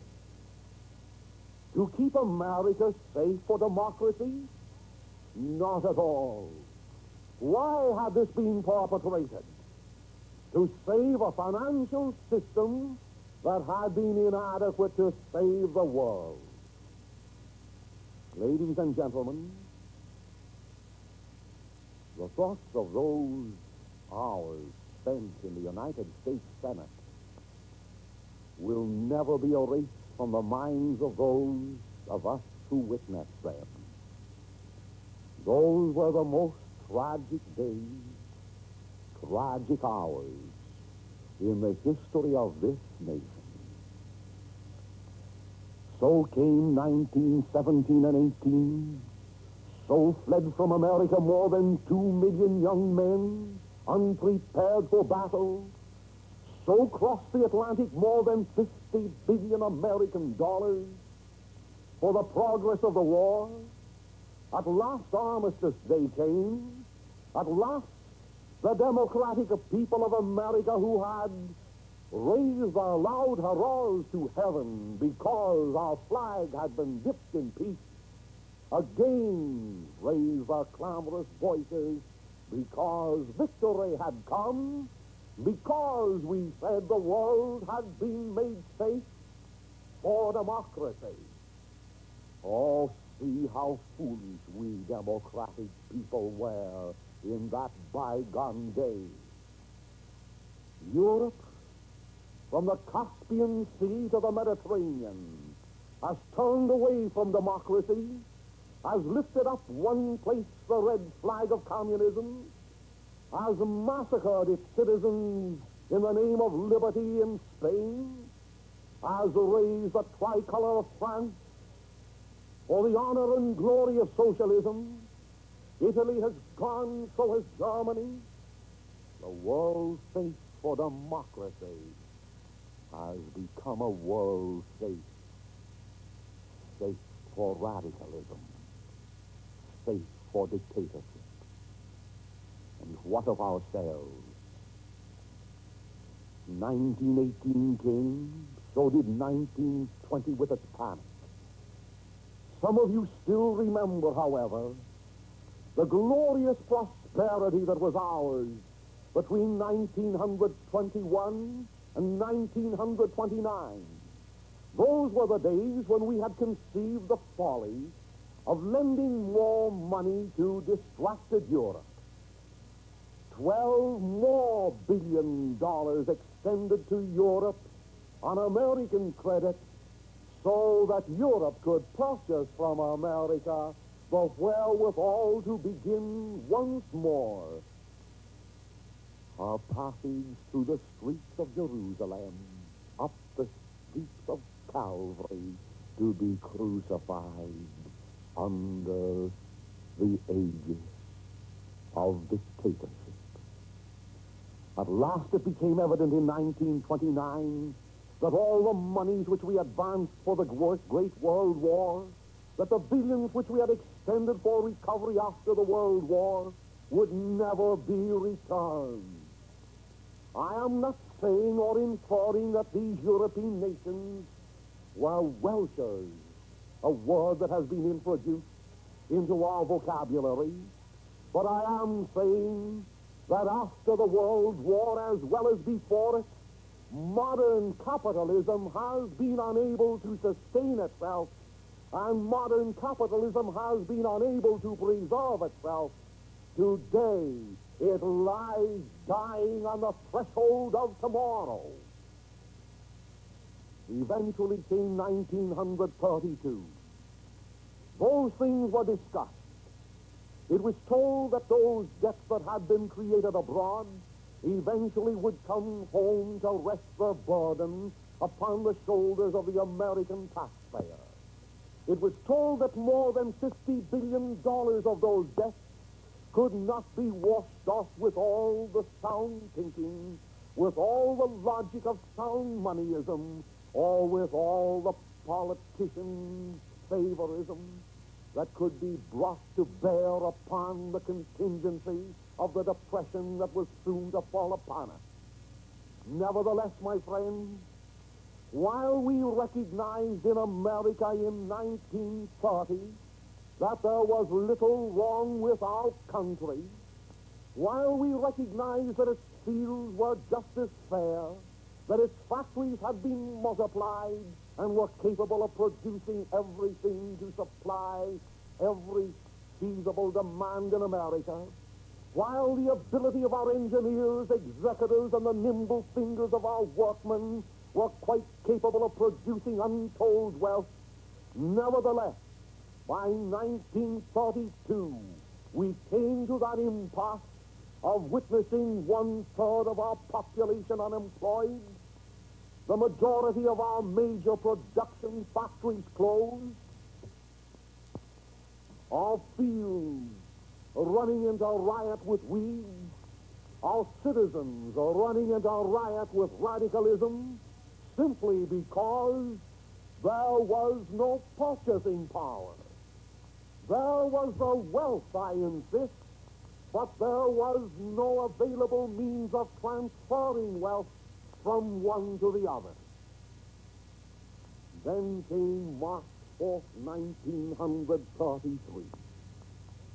At that time, both you and I were thrilled to hear the mellifluous tongue of one pronouncing the words of driving the money changers from the temple. At that time, we stood almost in our second heaven as we thought the day had come when no longer the ordinary taxpayer would be forced to bear the burdens of finance for purposes of destruction. The day would come when we would be quite satisfied to bear the burdens for production. 1933 has melted into 1937. 1937 is here. So are the bonds that were issued to propagate the war of 1914-18. 1937 is here. So are the Liberty bonds still here to haunt us. 1937 is here, and so are the ever-increasing debts created not out of the wealth of the country for purposes of production, but out of the borrowing power of the government from bankers whose institutions had been closed because their vaults were empty of everything practically, save a bottle of ink and a fountain pen. And thus, with their fountain pens and their ink, they began writing out checks of billions of dollars. They began issuing these checks to the United States government with little or nothing to back them. The United States government, in turn, began to issue bonds to these bankers for those worthless checks. Bonds that contracted for you and for me to pay in real hard-earned money by the sweat of our brows, not only their capital sum, but their interest, which today amounts well over $50 billion. The money changers were not driven out of the temple. And so, 1937 has come upon us. We are still struggling between the extremes of depression and the heights of prosperity. According to the Wall Street markets, we are almost on a par in our values of stocks and bonds to the day of 1916 and 1929. According to all reports, the productivity of our major factories has risen and risen until it is almost exceeding what was produced in 1929. According to all verified figures, nevertheless, while the rich can become richer, there are still 8 or 9 million unemployed in this nation. 1/3 of its population is still on the dole, and 2/3 of its population is still wondering where the cost of living can meet the purchasing power of the dollar. Oh, you poor laborers and farmers, we have tried time and again to tell you that there can be no resurrection for America until Congress begins to coin and regulate the value of money. We have endeavored to teach you time and again that there can be no coming out of this depression until what you earn goes to sustain your wife and your children. But somehow or other you're satisfied to sustain the wives and children of those who do the coining and regulating of money, who live in their palaces and travel in their yachts, want that. You voted for that.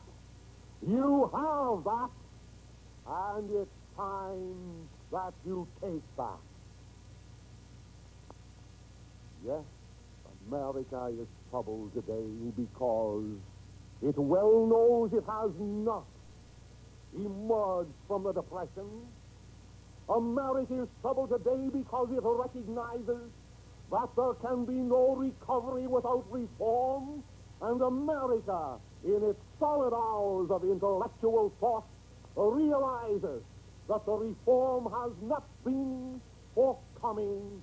The Federal Reserve banking system, unable to sustain its member banks in 1933, has been able to build up more than $20 billion of debt money for the United States government, which you will redeem out of your pay envelope, whether you like it or not.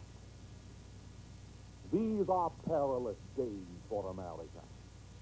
We find our president, who had announced as late as last October and early November that America was well nigh out of the depression.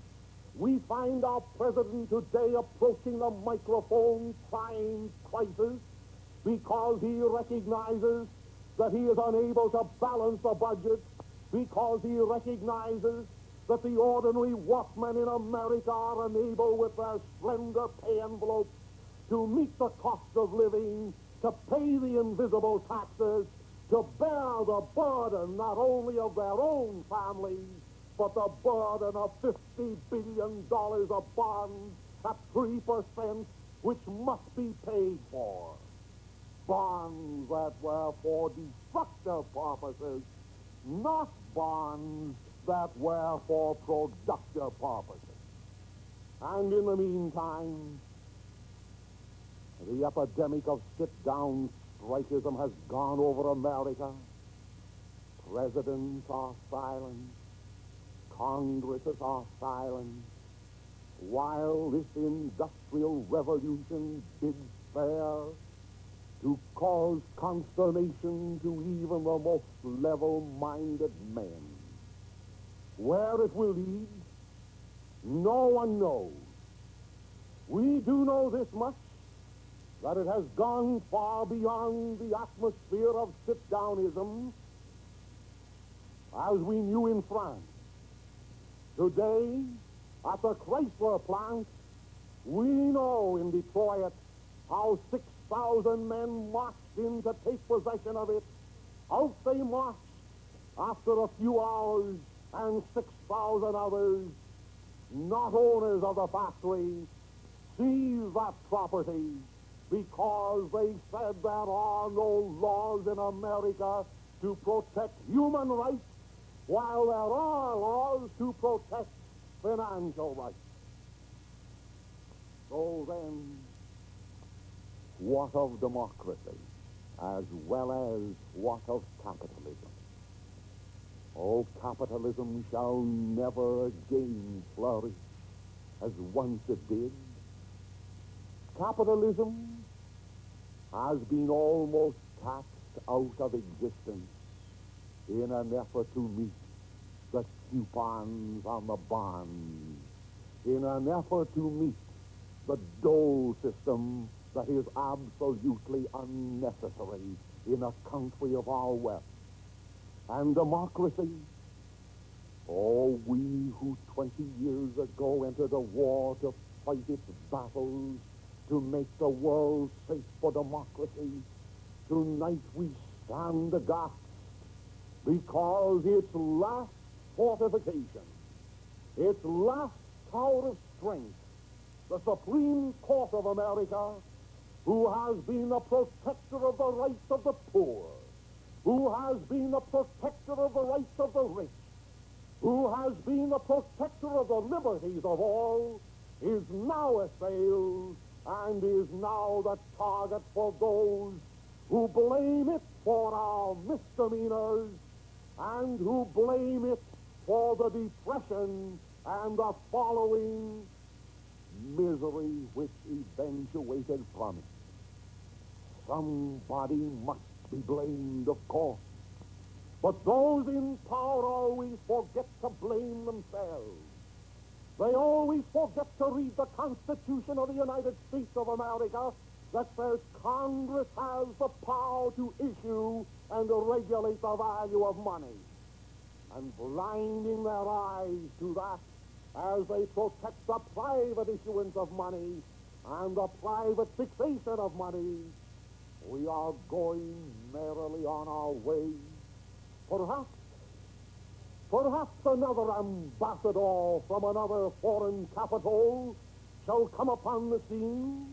Perhaps, despite the advice of Washington of no foreign entanglement, despite the passage of the Johnson Act, which forbids us to lend money to those who already have borrowed it and who have not returned their loans, perhaps despite those things, some way, some miraculous way shall be found to project America into the next maelstrom, and democracy once more, thinking that it has power within its soul, shall rise up to clap and applaud, because the youth of the land is going abroad to make the world safe for what? Safe for dictatorship? Safe against communism abroad when we have communism at home? Safe from socialism in France when we have socialism in America? Or safe for the international banker?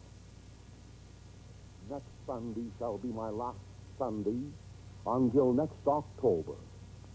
And in the meantime, I ask you to think seriously of your decisions last November. You have asked for the New Deal, that is an ancient deal in all its finance. You have what you asked for. I ask you to abide by your decision.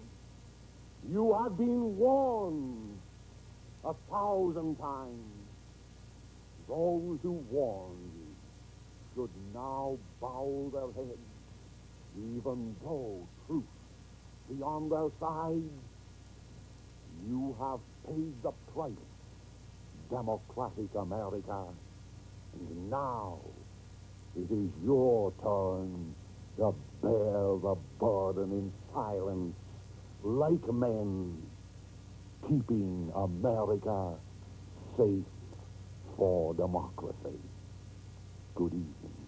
God bless you. You have just listened to a broadcast address delivered by Father Charles Coughlin of Royal Oak, Michigan.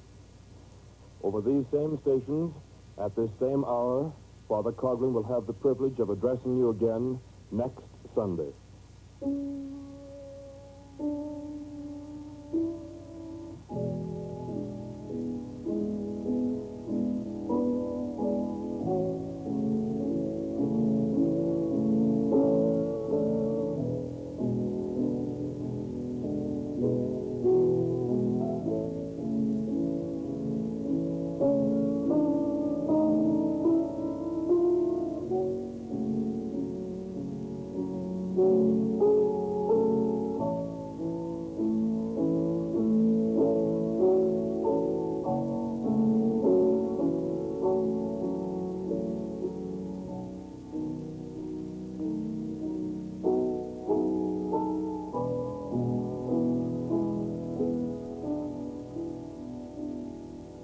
Tonight, Father Coughlin spoke to you from the studios of CKLW, and his broadcast reached you over a special network.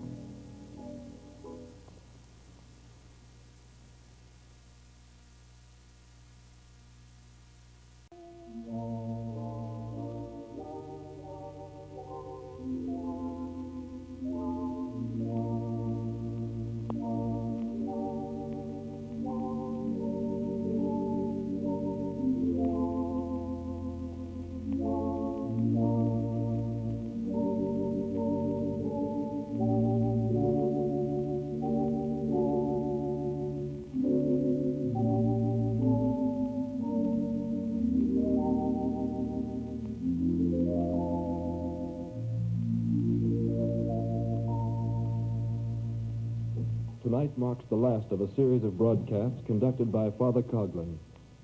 Until next October, he will not appear again before the microphone with his weekly talks. However, he will not relinquish the Children's Hour, which is broadcast every Sunday afternoon at 4 o'clock Eastern Standard Time. Meanwhile, the weekly newspaper, Social Justice, will carry Father Coughlin's regular messages between now and October. The progress of labor, the national debate on the Supreme Court issue, and other current topics of vital interest will be covered by Father Coughlin's pen during his temporary retirement from the air. You can obtain this paper by writing this week or next week to Father Coughlin. Tonight, Father Coughlin will discuss for you the subject of relief which failed to relieve. And now, Father Coughlin. Good evening, ladies and gentlemen. Many times it has been pondered by persons just why a Catholic priest has deigned to discuss such mundane topics as politics, economics, money, prices, labor, and strikes. There is a reason, a very vital reason.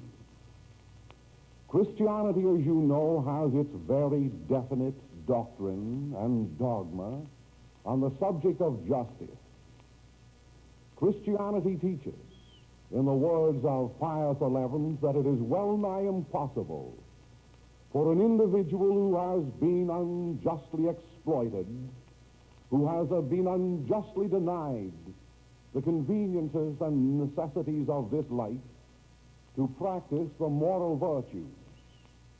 Hence, Christianity has openly and consistently inveighed against the exploitation of the poor, the concentration of wealth, the underpayment of labor, and the usury in the money market. Were Christianity to be silent, she would be a coward.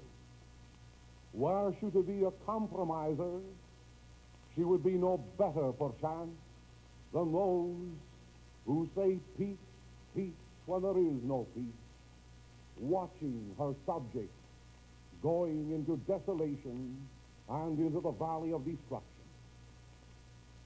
Consequently, it has become the burden of a Catholic priest, in this instance and in many other instances, perhaps to speak of subjects upon which Christian pulpits too long have been silent. She speaks of them not because she is primarily interested in the things we eat, or in the clothing we wear, or in the houses in which we are sheltered. She speaks of those things because without her philosophy finding root, finding maturity, and finding practice in the minds and daily lives of American citizens, woe to Christianity. Sometimes with a tear in our eye we look askance upon Mexico. We look downheartedly upon Spain. We bow our heads to what has been actuated in Germany, and we strike our breasts with a mea culpa because we have watched melt into almost nothingness the once grand power of Russia, 1917, where the avalanche of socialistic filth came forth to overrun the capitals of the earth and to infiltrate the minds of individuals with unsafe, unsound, and illogical ways out of the depression which came upon the world to blight its progress. Consequently, we do dare speak of politics when politics assail religion and its principles.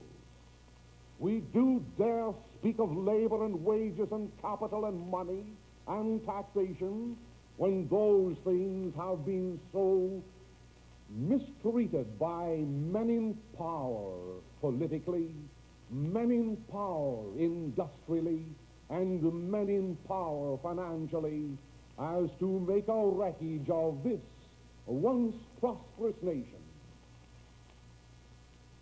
Some thoughts I would leave in your mind as I take my recess tonight until next October. The thoughts are these. The Christian church has a very definite philosophy which underlies the science of political science or political economy. For example, on the subject of ownership, it is our doctrine that Almighty God, in creating man for the sole singular purpose of enjoying heaven for all eternity, after having passed through this Sahara of life, Almighty God, in creating man to live upon this earth, likewise created the fields and the forests, the mines, and every other function through which man can live. Those things are necessary for human life. Those things are necessary for human sustenance. But in the creating of them, God Almighty did not relinquish ownership of either lands or forests, of either human intellects or human wills. God is the sole, omnipotent, and regal owner of all things on this earth. And they have been created in turn to be creatures and servants to man. Our philosophy, therefore, relying upon the scriptural phrase which says that the earth is the Lord's and the fullness thereof, comes down through logical sequence to the very intimate relations of our daily lives. Confronted, therefore, with Christian philosophy, we ask ourselves, is it moral, is it righteous for a few men or a group of men to so control industry that the vast mass of laborers in this nation are forced to work at the will of the industrialist who lays claim to private propertyship and unfurls that flag against the other rights which men in common prefer to uphold? Private propertyship, oh yes, Christianity does uphold that theory. It does not go to the opposite extreme, loved by the socialist or the communist. It does not uphold the heresy of collectivism. But private propertyship, as Christianity interprets it, means this and only this, that while man through his energy and ability wins some small portion of earth as his own, while man raises aloft and unfurls the flag of ownership over that portion of earth, he dare not mingle the idea that ownership and use are identical. A man may own a stream, the only freshwater stream in his county perchance. Because he owns it, he dare not say to his neighbors, "Thou shalt not drink here," when dire necessity or when ordinary circumstances force individuals to use what belongs to others. That, may chance, is a case somewhat exaggerated, does not fit in, perchance, with modern events, but nevertheless it serves to explain the differentiation between ownership and use, a differentiation in our modern times that has been discarded by capitalism as we know it. Again, Christianity has a very definite theory relative to private ownership. While it upholds that doctrine of private ownership, it also upholds and defends the thesis that some things by their nature are too important, too valuable, and too essential for the whole human race or for a nation that private individuals own or control them. I may cite the example of sunshine, of water, of fresh air. I can further cite the example which was in the mind of the founding fathers of this nation when they inscribed their names beneath the Constitution of the United States, the Constitution that says Congress has the power to coin and regulate the value of money. Oh, do not smile as I say this.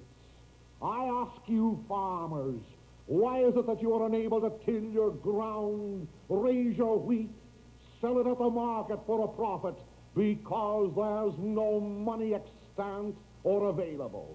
I ask you, laborers, why is it that you are always growling for higher wages? Why is it that sometimes you are forced to sit in idleness in the ranks of those who have no jobs, simply because there is no money in the pockets of the industrialists to hire you? I ask you, industrialists, why it is that at seasons you are forced to close your factories, that your belts of production are slackened, that your machinery becomes idle because the purchasing power, the money available in the pockets of the consumers of the nation is not there. Why is it that boats rust at docks in the ports? Why is it that their holds are empty of wheat, of cotton, of corn, and of products? Because there is no money for which trade can be implemented, money by which these things can be obtained by others. In other words, the common denominator of all business, industry, farming, labor, and commerce is that vital thing called money, the vehicle, the medium of exchange. And yet, despite the fact that Christianity has complained bitterly in the encyclical letters of Pius XI that a group of individuals have so gained control of issuing and regulating money that the rest of us dare not breathe against their will, despite the fact that the Congress of the United States has specifically said that Congress or the people should issue and regulate the money, we Americans stand like dolts stupefied today after a 4-year period of relief, a 4-year period of New Deal, a 4-year period of Reconstruction, worse off at this moment than when Herbert Hoover left the White House in 1933. You question that statement? Dare not question it, because I will use for you the latest government fact. Relief that does not relieve. Relief? Oh, yes, turn back the page to 1929 to 1933, when our streets were filled with the unemployed, when our farms were vacated, when property was being confiscated, and when little children and innocent women were living on the belt of starvation. I again repeat, in many senses, we are worse off at that moment. What are the facts? Well, according to Mr. Green, the president of the American Federation of Labor, there are 9 million unemployed American citizens at this moment. Do not take his figures. Take the figures of Harry Hopkins, the administrator of the WPA, and he admits that probably we have 7.5 million unemployed at this moment, and they are conservative figures. And more than that, 7.5 million unemployed. Where are the employed persons working today? At present, there are 3 million jobless on the federal relief payrolls, another 1,500,000 on the pay relief rolls of the states, counties, towns, and hamlets of America, 4.5 to 4.75 million jobless managing to live without relief, and these are figures which our New Deal government admits. There's where we get our 8 million unemployed. Or else look at it from another standpoint. Counting all the families of American citizens, there are together 25 million men, women, and children in this nation after 4 years of the New Deal who are forced to eat the black bread of relief. Relief? Why, those figures surpass the figures which Herbert Hoover bequeathed to this nation in 1933. Relief? Relief that has failed to relieve. Although the federal government in these 4 years has spent $10 billion to correct unemployment, and although counties, states, towns, and hamlets have spent $3 billion on the same project, $13 billion over 4 years, $3.5 billion every year to break the back of unemployment, to relieve a situation that grew out of the sins of modern capitalism.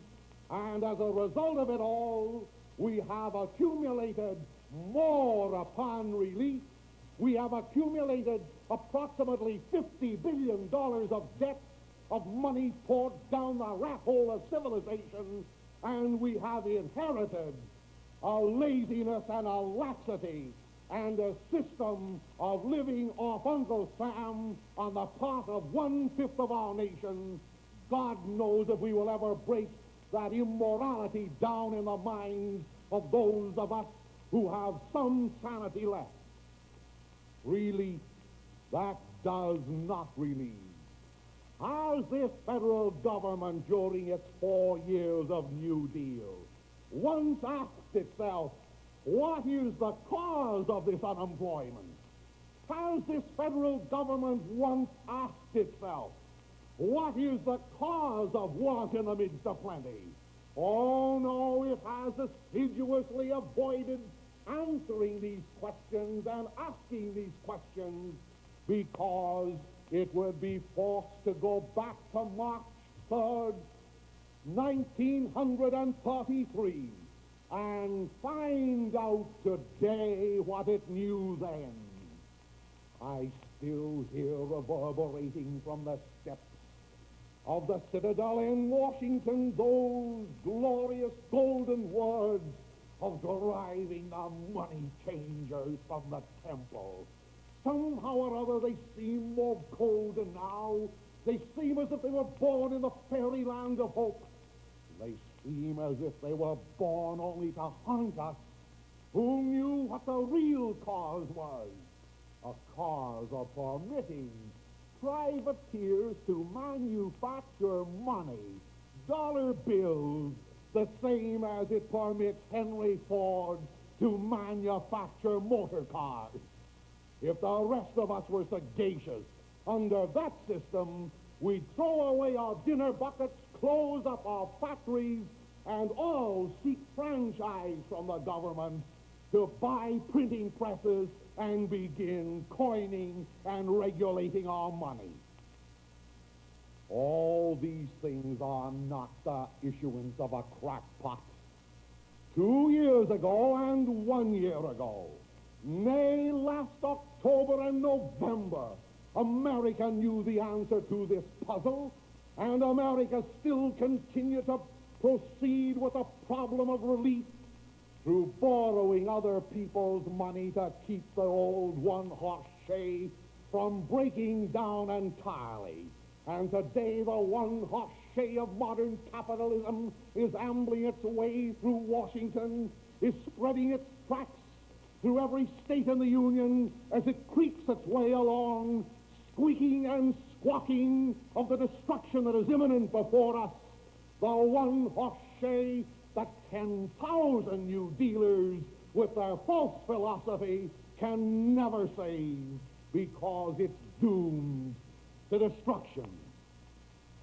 My friends, these thoughts are not born as vagaries in the mind of one who stands before you simply to express disillusionment. They are born in the minds of one who could this moment, if he had chosen, have ridden on that one-horse shay with the best of them. They rise in the minds of one who could have been a yes man 3 and 4 years ago had he chosen. But this yes man has nothing to gain, nothing to lose. He has simply his God to fear, his people to love, and his principles to defend. And therefore, choosing right instead of might, choosing to be on the side of justice instead of on the side of modern capitalism with its intermingling with socialism and communism, I stand before you tonight to warn you, careless of what the future holds to me, that this relief that has failed to relieve, by pounding up its taxation, by doubling its assessment upon the payrolls of the nation, by finding its way into the grocer shops where you purchase your food, this relief that lives upon suckers, taking from the people every penny they own, is due to crumble and fall before 1 year from this April. You think you know what depression is? You people living on the WPA envelopes.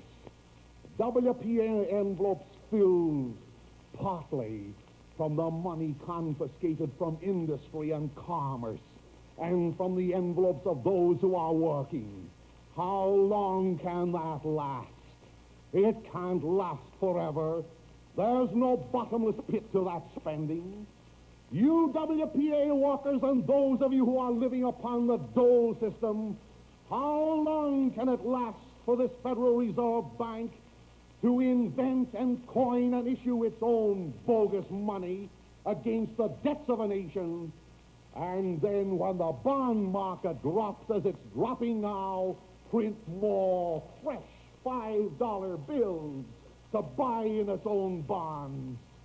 Oh, there's a law of compensation, and there's an accounting to be held, an accounting that shall make the Depression of 1929 seem as a prosperity when it breaks upon you. What sins we have committed. When the Bill of Rights was established in England, it insisted that the spending power be held in the hands of the people. It insisted that the spending power of a nation be held in the hands of its parliament or its Congress. View the New Deal in 1933 and 34. Did it revere the Bill of Rights for which men had bled and died? Oh, no. It took the Bill of Rights as it's taking our Constitution today and tore it into shreds and handed over the spending power from the purse of the people, from the purse of Congress, to the President of the United States, one step backwards, one step towards dictatorship. That may seem peculiar to you, but in doing that, Congress relinquished its own liberty and relinquished its own freedom of speech. Since that day, since the chief executive of the nation has the full spending power of billions of dollars, Congress must bend its pregnant knee before him. Congress must become a rubber stamp Congress, or else be rubbed out of existence in the line of patronage. All patronage, all partyism, save us from those things. We who once loved patriotism, we who once loved democracy, we who once proudly raised our heads, favoring justice with a heel upon us, ready to spurn and crush every injustice. I tell you those things on this last time that I shall have the privilege of broadcasting to you before next October. I tell you them fearlessly, simply because out of the 60 million employable American citizens living in our nation at the moment, there are no more jobs for them under 45 million. 15 million persons must be unemployed under the New Deal philosophy. 15 million persons must go through life with the tin cup of the dole in their hands, seeking relief from those who have jobs. And all so unnecessary. Yesterday, or the day before yesterday to be more exact, there was a conference in Washington of the cabinet members seeking to cut down the expenditure for doles. What a dilemma for the master politician of all time. Cut down his doles, and he leads his following, leads them into disruption and into rebellion. Cut down his doles to balance his budget, and he leads to posterity, to the little children gathered in your home, an unbearable debt which they must pay as we have boondoggled our way through 4 years of relief that failed to relieve. Were we sagacious and were we intelligent, we would have spent money in 1933 on the immediate necessities of relief. We would have been glad to feed those unfortunates, to clothe the naked, and to build homes for the shelterless. But immediately, the first $1 billion that we had over and above that first necessity, we would have expended it upon analyzing the problem of why there is unemployment, why there is want in the midst of plenty. Two problems that have been assiduously avoided by this administration after $3,500,000,000 has been expended annually in 34, 35, 36, and in 37 to keep up an impossible situation of relieving the sins of modern capitalism and protecting the very evils which have brought us to our knees at this moment. Ladies and gentlemen, I have weighed well every word which I've spoken to you. I am in deadly earnest, and by no means do I intend to retreat from this fight of driving the money changers from the temple. In no way do I decide tonight or any other time to show a lily-livered flag before those who hold power. They may hold power over politicians, but they hold no power over the pulpit of a Catholic church that dares preach for the alleviation of misery, that dares inveigh against usury, and that dares clamors for an honest living annual wage, free from the sins of the past and free from the excesses of the future. God be with you. God be with all of us in this fight that shall last until death comes, if necessary, rather than till surrender bids us put up a white flag. Good night, and God bless you.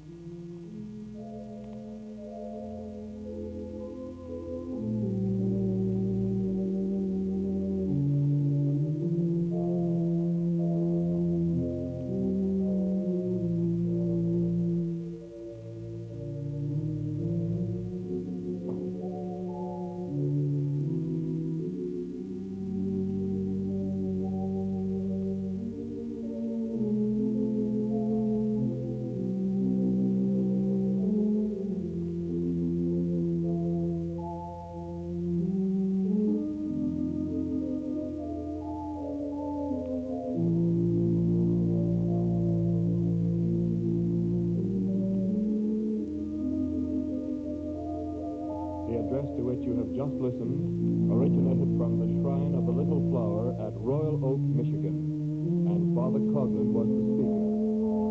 Once more, may I remind you that insofar as he will not appear before the microphone until next October, you may follow his comments on the Supreme Court, on labor, and on all other vital issues of the day by writing to him and asking him to mail you a regular copy of his weekly news magazine, Social Justice. This broadcast originated from the Shrine of the Little Flower at Royal Oak, Michigan, and reached you over a special network.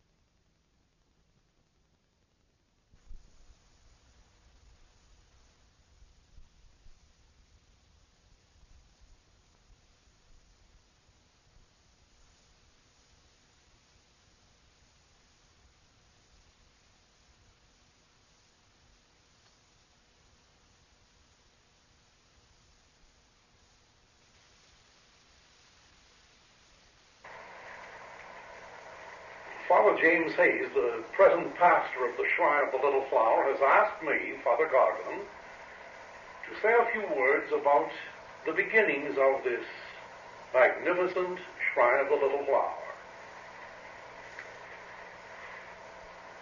These are some of the facts not generally known. Prior to my coming to the Shrine of the Little Flower, I was the administrator of a parish in Lapeer County. That's 2 counties north of here, at a little town called North Branch. So it so happened that Bishop Gallagher, my revered friend and patron, invited me to leave North Branch, come to Detroit, and originate a parish somewhere on Woodward Avenue. That was quite a shock to me to find that my bishop had so much reliance on my ability to start a new parish. And when he informed me that I should go to North Woodward Avenue, I found this likely spot here at the crossroads of metropolitan Detroit,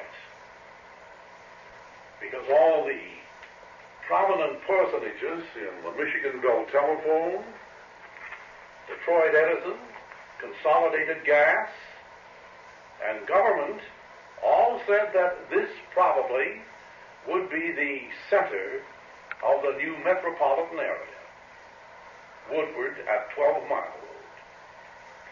Thus it was in 1926, probably towards the end of January or the beginning of February, that I began searching for a plot, and this is it. To begin with, I wasn't too clever in discerning the number of potential parishioners that I would have should I build a church here. But nevertheless, Bishop Gallagher says, here's $58,000 for you with which to purchase property and to build a modest little church.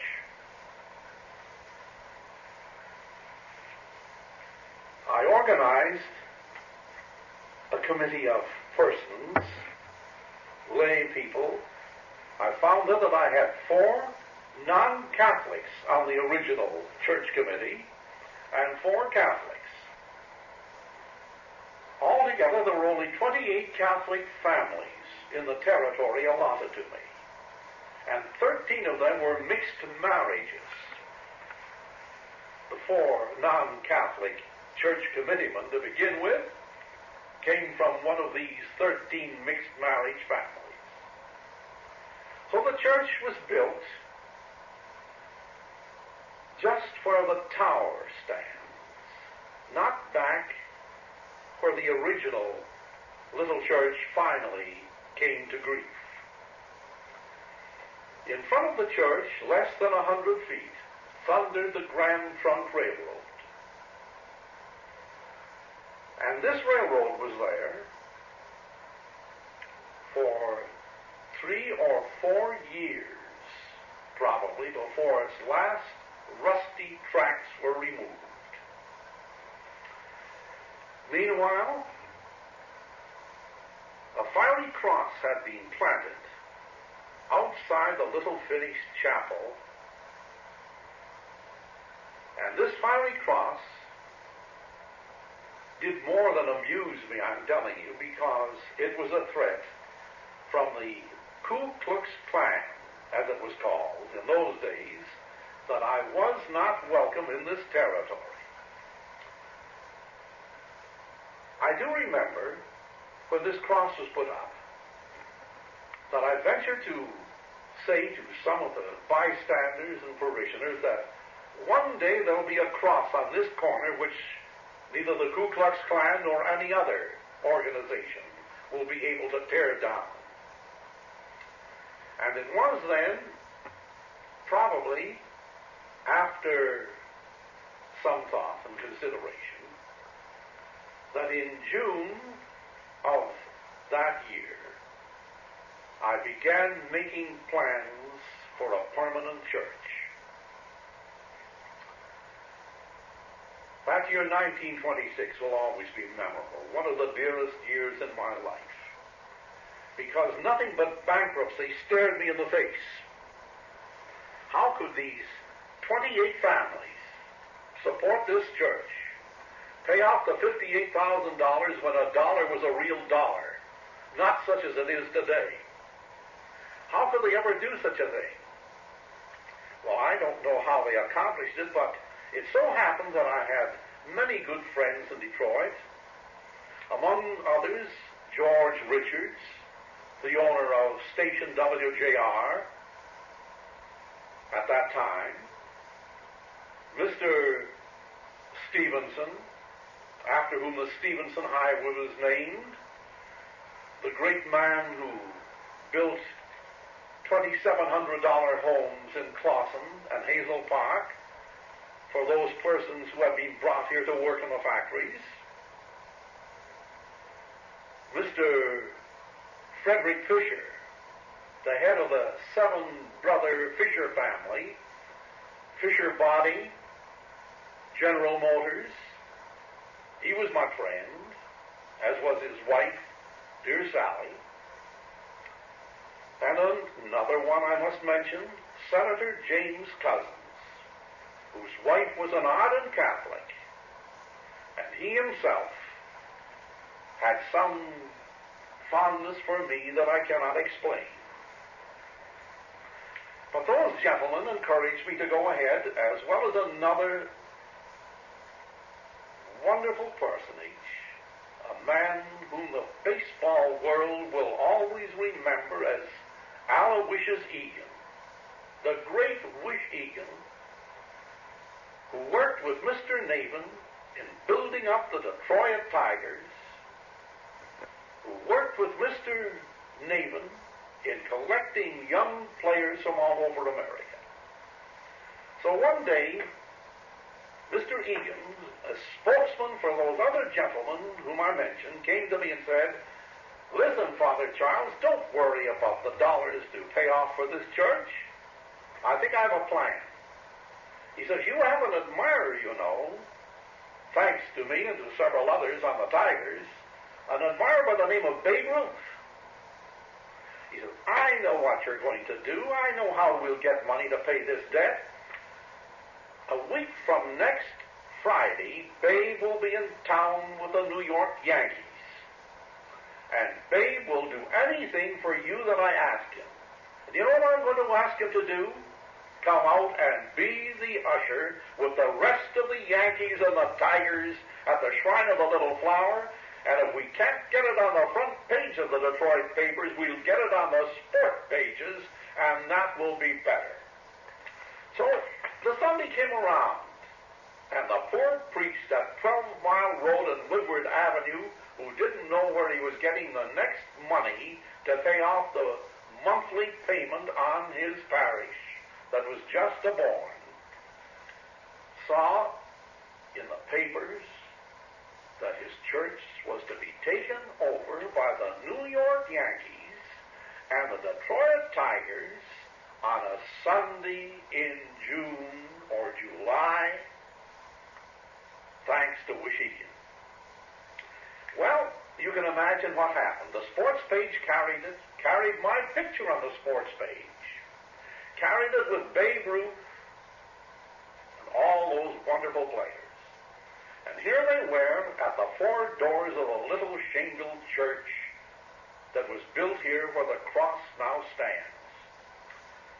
The redoubtable Babe was at one side, Wish Egan was at another side, and as all the thousands of persons poured into the church, they were ushered right through one door, out the other, and they couldn't pass without putting some green money in the hats of these Yankees and Tigers. And thus it happened that over $10,000 was collected by Babe Ruth, who told everybody, "We don't know how to change money, keep on moving." And they put it in the bank for me the next day. Well, that's how the little parish got started. And it became news all over. To have Babe Ruth as usher in your church, I said, Babe, you're the greatest thief I ever met in my life. You don't know how to change $5 bills. Perhaps they didn't teach you how when you went to school, because every bill that fell in there, you saw that I got with no change given to the donor. So that's the beginning of this tower. That's the beginning of the boast that was made. Yes, they'll burn this down with their fiery cross, but they'll see a day when a cross will go up here that they'll never burn down. And that day is now, because others inside the church and outside the church are trying to get rid of Jesus Christ, the Superman, as they call him, not Jesus Christ, the God. That's the beginning of this visit of yours to the shrine, to let you know how it got started. Michael Gallagher had the dream. I was perhaps the instrumentality of his dream, but the great Wishegan, the great Fred Fisher, the great Jim Cousins, the great B.F. Stevenson, and my friends on the Yankees and the Tigers started the church off, and it was wonderful. But do you know that church of the Little Flower, the Shingle Church, had the misfortune of being burnt to the ground 2 years later on the 17th of March. St. Patrick certainly wasn't good to me, so I thought. And St. Patrick had done something that I couldn't understand.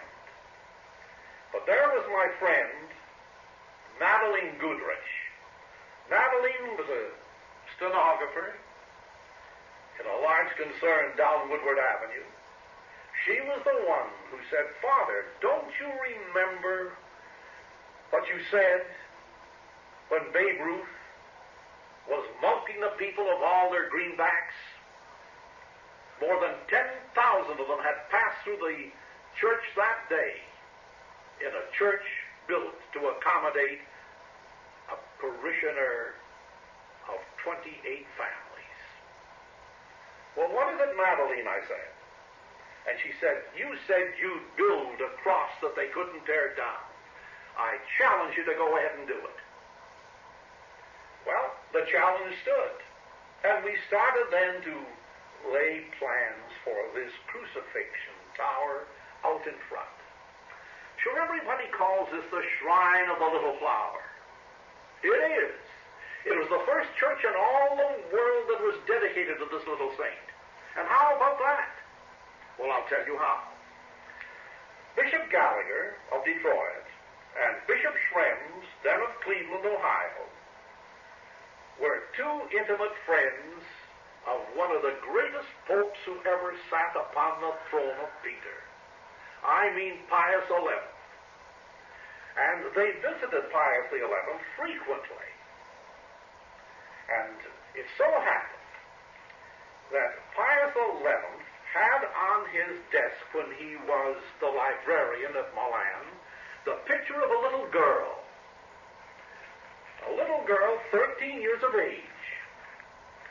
And one day when Michael Gallagher and Joseph Schrems, the two bishops, had been visiting him at Milan before he was pope, said, who's the little girl there? And he said, oh, that's a little favorite of mine. She said, her name is Teresa Martin. And we called her the Little Flower. She's dead. Of course, she died in 1897. She was only 24 years old, and nobody knows much about her except myself and a few friends up here at Milan whom I'm preaching to all the time about her. Well, what's this got to do? Oh, this has to do very much. And these men, these two bishops, kept that in mind all these years when finally their friend became the great Pius XI. So this day that I'm talking about found the two bishops again visiting Pope Pius XI. And here they were, the two of them, and another American American priest from Pittsburgh by the name of Barry O'Toole. Perhaps the Pittsburgh people forget about him. Perhaps the great cardinal from Pittsburgh, Cardinal John Wright, forgets about Barry. But Barry was a professor there and a great librarian, as was Pius XI. And here these men gathered in Pope Pius' private sitting room. The month was the 1st of May. The date was 1926. And they were discussing a little girl whose picture was still on the desk of the Pope, little Teresa Martin. And Pius XI, leaning over to the two bishops, says, "I've a secret to tell you. We're going to canonize her yet this month." Well, here I was, about to start the church. Here I was, about to give it a name.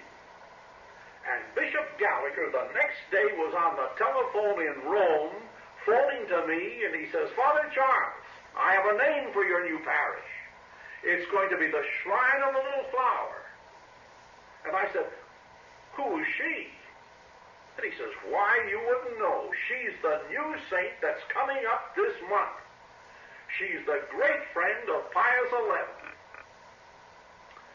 I wanted to tell you that much because this is a part of history that doesn't find itself in the books. Or I could go on preaching about this to you or informing you of this little bit anecdote by anecdote. But that night when they were in there visiting Pius, he says, "Gentlemen, you know, I'm a thief." This is the Pope calling himself a thief. He says, "Gentlemen, I'm a thief. Do you know what I did after I was elevated to the papacy? I sent a Monsignor over to Lisieux and told him to capture the dress that the little flower wore when she entered Carmel. Every little girl that enters Carmel as a nun, you know, has a wedding dress. So he went over there and found this beautiful wedding dress that her mother had not made for her, but had supplied for her with the most precious, precious lace that she knew how to make. She was the great lace maker of France, of course. And there it was, this precious dress, and the Monsignor took it out of the cupboard, and I visited the very cupboard where the dress used to be, and he brought it back to the Vatican, and Pius XI had his tailors make it into a chasuble.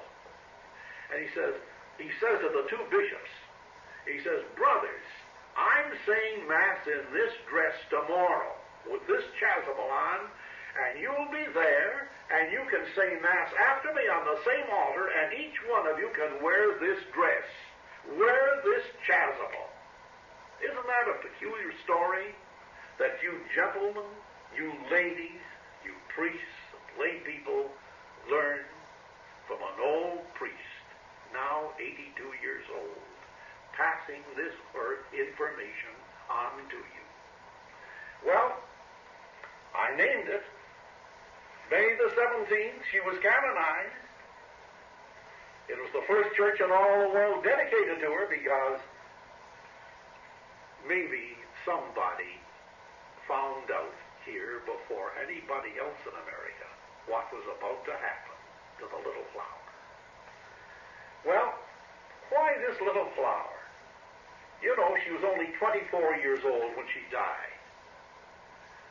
She was only a little girl, 13, when she had first gone to Leo the 13th and asked him permission to get into the Carmel. And he says, "My darling, you're too young. You'll have to wait for a while and get your bishop's permission." Only 13 years of age. Leo the 13th, you know, the great Pope, who issued the greatest encyclicals ever written, probably. One Humanum Janus, Humanum, capital Genus, which means the human race. It was the encyclical which told about the new cult of naturalism. The new cult of you don't need a saviorism. The new cult of man can get along by himselfism. Leo XIII, 1886 wrote that. No one paid attention to it. And again in 1891 he wrote another letter, an encyclical we call it. And he said, listen, ladies and gentlemen of the Catholic world, listen, bishops and priests of the Catholic world, there's a new movement on in the world after the Industrial Revolution, and it's given out by a young man named Marx, and this young man named Marx will revolutionize this world if you bishops and priests and laity don't get busy and help the laboring man who's been enslaved as a result of the industrialism and the new machinery. Hardly anybody ever paid attention to Leo XIII. His was the greatest voice crying in the wilderness since the days of John the Baptist and Jesus Christ. Leo XIII's voice. Never was there a voice that cried in the wilderness, and the Catholic world paid little or no heed to him. Well, what about the little flower on that? Leo XIII. Well, Leo XIII was the Pope who told her, go home and wait. Pius XI was the Pope coming up who told her, after she died, you're the great inspirer of my papacy. They're his very words, the inspirer of my papacy. And he told the people of the Catholic world, do what Leo XIII told you to do 40 years ago. So here I am then, following the command of Pius XI and Leo XIII. Probably Leo XIII was the most intelligent and one of the most saintly popes that ever reigned. And Pius XI, one of the most fearless popes that ever reigned. Because there he was standing off against all the naturalists, all the potentates of empire, monarchy, republicanism, democracies, and the forthcoming communism, saying that your naturalism can't work, saying that your religions that don't believe in the grace of God can't work. There he is saying, come, listen to my little flower. Well, I have a lot more to tell you about that, but I'm just going to say a few words about the little flower, and at another occasion, I will tell you things about her. I want you to know that the little flower is the patroness of the youth movement in the world today. I want you to know, it's interesting to note that in 1928, during the anti-Catholic and anti-clerical persecution, the little flower was made patroness of Mexico by Pius XI. I want you to know that the patroness of the Lateran Treaty, by which the Vatican State was given sovereignty, along with the sovereignty of Italy, I want you to know that she was made the patroness of the Vatican State, where the Pope lives today, where the cardinals live, where the bishops go, to have Vatican III someday to undo the damage of Vatican II that was made up by those other bishops who came home, those other priests who came home, and by the naturalists who came home and wouldn't follow out what was dictated by Pius XI and Leo XIII. They'll go to the place where the patroness is the little flower of Lisieux over the whole Vatican State. I'll recount again the words of Pius XI. She is the star of my pontificate and will remain so as long as the papacy is here. Great state, isn't she? Did you ever hear of a little girl being elevated so high by any pope? And another thing about America, she was made the patroness of the new state of Alaska, the largest state in the Union. She's been made the patroness of the young Christian workers of the world. She's been made the patroness of France, co-equal with Joan of Arc by Pius XII, as he called her to do something about this devastation of civilization.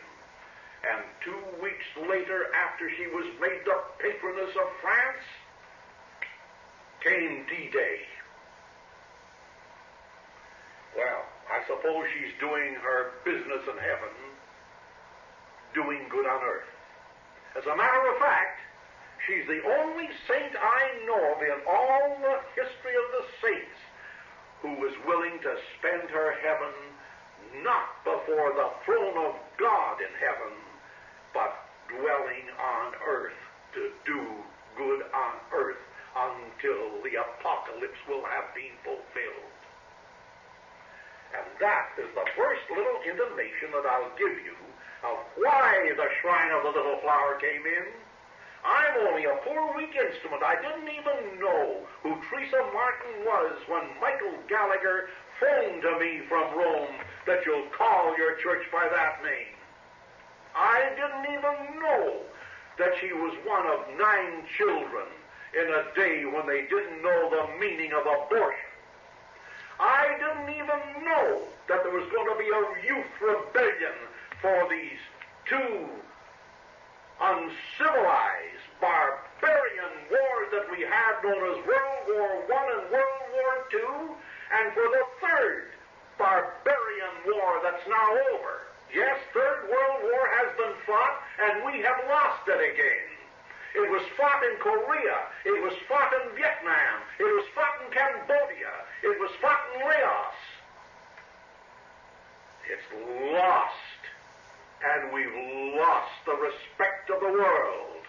We've lost the respect for religion, for authority, as the country today is divided and the youth is in rebellion with leaderless ecclesiastics who are urging them on to be rebels, like the French revolutionary people were rebels, but not rebels for Jesus Christ. Not rebels carrying the sword and the implementation of the